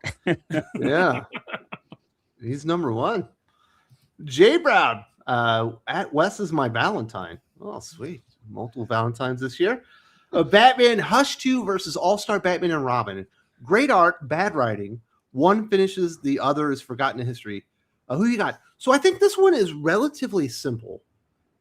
Obviously, they both have Jim Lee art, and I think All-Star Batman and Robin has better Jim Lee art. But I also think the writing in All-Star Batman and Robin from Frank Miller is literally repugnant. Which, while I think the Jeff Loeb Hush 2 writing is bad, doesn't get anywhere as kind of repellent to me, at least, as All-Star Batman and Robin. Yeah. So I think Hush 2 lives to see another day. But I like All-Star Batman Robin better because it's so bad. You have to be in the right mindset for it. It's so terrible. But if you have the right mindset, you got to be on edibles. It is great because That's it's so crazy. bad. Like it's the Robin calling the Batmobile gay and Batman getting genuinely upset about it, and then be like, "What are you retarded?" It's so good. But that also shows you again, if you have really, really bad art, it kind of disappears. You have that bad writing, and it lives on just because it's so bad. So I find All Star more entertaining than I find Absolute Batman, just because it is so over the top. It's over the top in a ridiculous way that's hilarious. Yeah, he never punted a baby into the ocean. Yeah, I mean, I think he just forced Robin to eat rats and called him retarded. Yeah, Tom King only does that with Wonder Woman now. Yeah, well, he only does it with women. Only women can eat the rats because, he's emasculated. Yeah. So there you go. What do you think, Gabe? You got to pick one. Is it Hush 2 that lives on forever, or All-Star Batman and Robin? I think All-Star Batman and Robin is the one that lives on forever, but it lives on in infamy. Yeah. Yeah, but Hush 2 sits next to Hush, in the bookstore. People Hush 2 will be realizing forgotten. It's bad. Hush 2 is dustbin, quarter bin type fodder. I think it'll look great, and then nobody will even care or remember. It's kind of already forgotten because it's not coming out. One more issue. One more issue coming in 2028, eventually. Someone in the chat said earlier, Winds of Winter will be out before Hush 2. No, I was just trying to think of the through line between how we got from All-Star Batman and Robin to Frank Miller drawing Wolverine like he was some sort of crude graffiti sketch on the back of a napkin for some of his recent variant covers. The downfall. He's not in good health. You can tell. He's not. It's in the writing, or in the art that you can see it's not going well for him. But I definitely hope that he's feeling well. He's getting a paycheck. I think that's I wish that they had done something similar for Peter David when he needed help, but they couldn't be bothered. So at least they're throwing Frank some work, and he's got some money coming in. Wraith X7. Speaking of Larry Hama, I highly recommend that you read his new superhero comic book from Boom that he co-created with the late M.D. Bright called The Center Holds. Ooh, it's tough. Did that one come out? It's tough because I would have to buy a Boom book. Yeah, it did come out this week. I had planned to read that one, and I forgot about it. So thank you very much for reminding me, because I wanted to check it out. Because what Larry's doing in A Real American Hero is really inspired stuff. I think I'm going to let my love of Larry trump my distaste for Boom, so I will pick that up. Good call.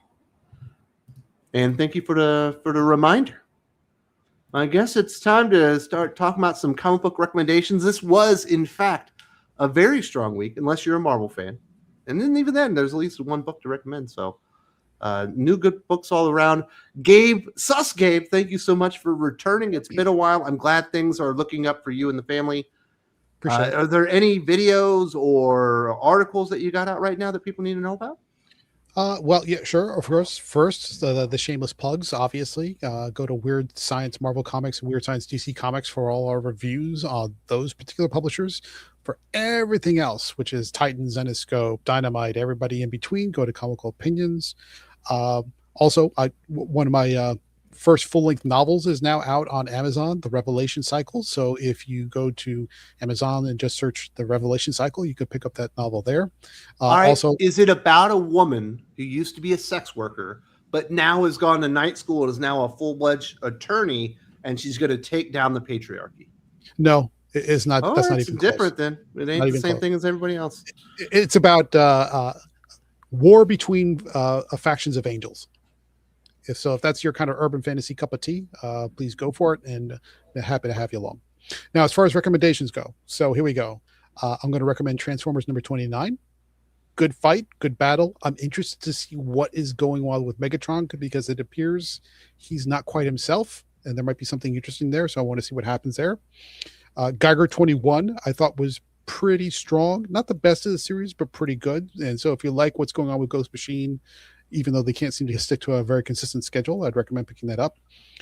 I did like also G.I. Joe Real American Hero number 325. I believe that is the introduction of a new Joe called Downrange, who was a sniper. It was it was sort of like a zones, not zone. So RC wasn't a new character for some reason. I thought one of them was a new character. I thought it was Downrange that was the new character. Maybe I could be wrong about that. Downrange is a new character. Okay, Downrange, which is the sniper character, and it was all about basically drone warfare, but it was pretty gripping, and I liked it quite a bit.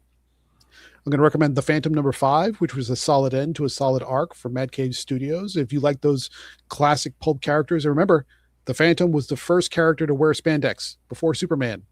So if you want a trivia question, that's the answer, the Phantom. I am going to recommend Absolute Wonder Woman, the annual special. The art is fantastic. The story is pretty darn good. I'm not quite thrilled with the resolution, but it was pretty solid. I'm also going to recommend Aquaman number 14 because I think I'm just still enjoying that series overall. Even though it is a tie-in and it's very mirror-centric, I think it was pretty decent. And for Marvel, I will tentatively recommend Mark Spector Moon Knight number 1, simply because it was a fairly decently written story, even though it is not a good jumping on point. So there you go. Well, very good. And Jim, you are the Sultan, the man behind Weird Science Comics, the man behind his own empire. You've got dirty songs. What do you need to be promoting before you recommend some books? Nothing. Just go to the sites and go if you like. I thought you wrote a song about me and the Five Knuckle Shuffle that you put on your YouTube channel. No, I had that before because I actually knew what that meant. Just the idea. If you end up using a term that you think is like a whatever, and I've already written a song on it, then you know that there's issues. But yeah, you can go to Sus Records and a bunch of songs. I also have a live stream every Saturday night. It's like a dance party where we just go through songs and stuff like that. And you eat rice. Unfortunately, people talk about Star Trek and things in the comments. But yeah, it's pretty fun. But other than that, just the regular stuff. Just the stuff. Go to Comical Opinions, read Gabe's stuff. So then you'll know why we make fun of them. You got to have your, your due diligence to know that. For $1 a month, you can call Gabe Sus. Yeah, you can. That should be just the regular thing. Like that'll be a new tier on our Patreon. $1 gets you to just berate Gabe to your heart's content. Or you can be like Drunk Simon and be contrarian to every single viewpoint. Yeah, exactly. Yeah. Oh yeah. There you could join in and just anything Gabe says. There's like 3 people who will immediately just say the opposite just because it's Gabe. And it makes me laugh. I just sit back and laugh. I rarely comment myself. So but as far as recommendations, I'll just go with Batman and Robin. I thought it was really good, like really, really good. And hopefully it actually, like the idea that there's not going to be a Batman and Robin book right after. I like the idea that, they don't just hire some rando, whatever, but it really was the deal where I'm like, man, why couldn't he just keep writing this? Because it's so good. It gets the Damian stuff. And if you did they should have given a number 1 after Joshua Williamson left because of the tone shift and whatever. And if you did like the Joshua Williamson stuff, Philip Kenny Johnson's a lot better and ended up really nailing it and really showed that he knows the Batman and Robin dynamic. So I suggest that. Jim, I thought for sure Sirens Love Hurts number 1 by Teenie Howard was going to make your list. Here's the thing. I almost read it. And I actually asked Wes when we recorded the 109. I'm like, did you read it? He started laughing. I read it. I reviewed it with Doc. Yeah, It'll be up on he Monday. said it. So I said, I might have to read it then. He read it after the fact though. But yeah. Even I wouldn't touch that one. Man. Did anyone read Jar Jar though? Teenie Howard's bad, but it can't be as bad. I read half of Jar Jar. You ended up having. I read the whole thing. It was really, it was bad. It was really bad. I was super disappointed because I was like, if I would like one Star Wars book to be awesome, for no reason, I wanted it to be Jar Jar. Hey, ask Wes exactly what I said on the Hot or Not. In Jim's headcanon, he thought Star Wars Jar Jar was going to be this amazing book where they redeemed the character. Exactly. I thought made him everything that he wasn't in the movies. It was going to be the greatest thing ever. And I was going to it would be the funniest thing. And the minute I opened up, also it had that Ahmad Best. So I'm like, you couldn't possibly have Misa this and Okie Dokie, whatever. The minute you open the book, it's all right. Yeah. Oh, well. Misa lost. Misa looking for I friends. even said to Wes the idea that we were talking about, thought that Jar Jar was going to be there and like, Misa clumsy. And then everybody leaves the room. And then he reveals that he's like, I just play that character because they, pity me then. They're all assholes. Like he was like this cool guy who was faking it the whole time. They didn't do it. Well, they should have done a Usual Suspects Kaiser Soze reveal. Yeah. The Sith Lord, fan theory about Jar Jar. Yeah. That he was actually working with Palpatine to bring down the Republic. I want it to be he's just the smartest guy and he knows this is just the way to get his way. It would have been so funny. Yeah. So funny. Then he'd yell chicken pot pie out of nowhere. That'd be hilarious. All right, Sparrow, you got any comic books or toys you want to recommend this week? I know you were. Yeah, I mean, there's there's a lot of fun stuff. I mean, usually Dylan goes first and he names everything that I like. So I'm just like, well. But yeah, I'm going to piggyback on Transformers 29. Geiger 21 is out this week. Obviously, my book of the week is A Real American Hero. I liked it a lot more than you did, Wes. I thought it was great. I'm just loving what Larry's doing and like the rejuvenation of his spirit on this book. And the Mooneyham art is great. Like I saw that Chris Mooneyham is going to be at Joe Fest. I've never gone to Joe Fest, and I was like, should I go to Joe Fest? You've never been to Joe Fest? I've never been to Joe Fest. It's like in Tennessee or something. Yeah, I'm not going to Tennessee. What the fuck's wrong? Oh. No, I got nothing against it. I've just never been. Bunch of retards in Tennessee. Bunch of Gomer piles. My mom's from Tennessee. History will prove that Mooneyham was the perfect pick for that title. Yeah, no, it absolutely will. So there's a lot of good comics out this week, believe it or not. Jar Jar's not one of them, but I really wanted it to be like Jim. Toy wise, I'm going to recommend. I got this week. This is Mr. Zass from McFarlane Toys. Like all McFarlane Toys, his legs are too long. I'm going to have to replace them. But I was just excited that someone finally made a Victor Zass that is based on the Norm Brayfogle art. Not the weird skinhead Mr. Zass, not the weird, Arkham Mr. Zass with the scars on his head, but the weird Norm Brayfogle first appearance Mr. Zass with are those sunglasses? Are those his eyes? What are they? Nobody knows. That's the one that I wanted. So I picked that. I love Aaron's eugenics. Like his legs are too long. I'm going to have to replace them. Yeah. It's like I thought it was Big Papa Pump. They're too damn long. All the McFarlane figures have these long ass legs that makes them way too tall, and they all look gangly. You got any more toys, Aaron? No, I got you the Solo, dude. No, that was it. Oh. Very good. And last but not least, Dylan, I'm assuming you're going to be recommending some books. Yeah, it's a big week. DCKO number 4, still pretty good. Still enjoying it. Aquaman number 14, not the greatest issue, but I still liked it. Batman Robin number 30, the end of Philip Kennedy Johnson's run, and it was great. And if you have not read it, you should check it out. Alien vs. Captain America number 4. This series was surprisingly really fun. Had some good art too, so that was good. The Rockefellers number 12. I'm still enjoying what's going on with Rockefellers. Geiger number 21. G.I. Joe Real American Hero number 325. Very brutal issue. I enjoyed it a lot. And if you've watched any of that combat footage of like the Ukraine-Russia war, there's a lot of that in here. It's like, it's cool to realize that Larry Hama is keeping his ear to the ground on that as well. It's like, wow, he's definitely paying attention. And then Deadly Tales of the Gunslinger number 13. You called me out of Western. Still pretty good. I'm enjoying it. Very good. You got any big videos or streams that you're going to be doing?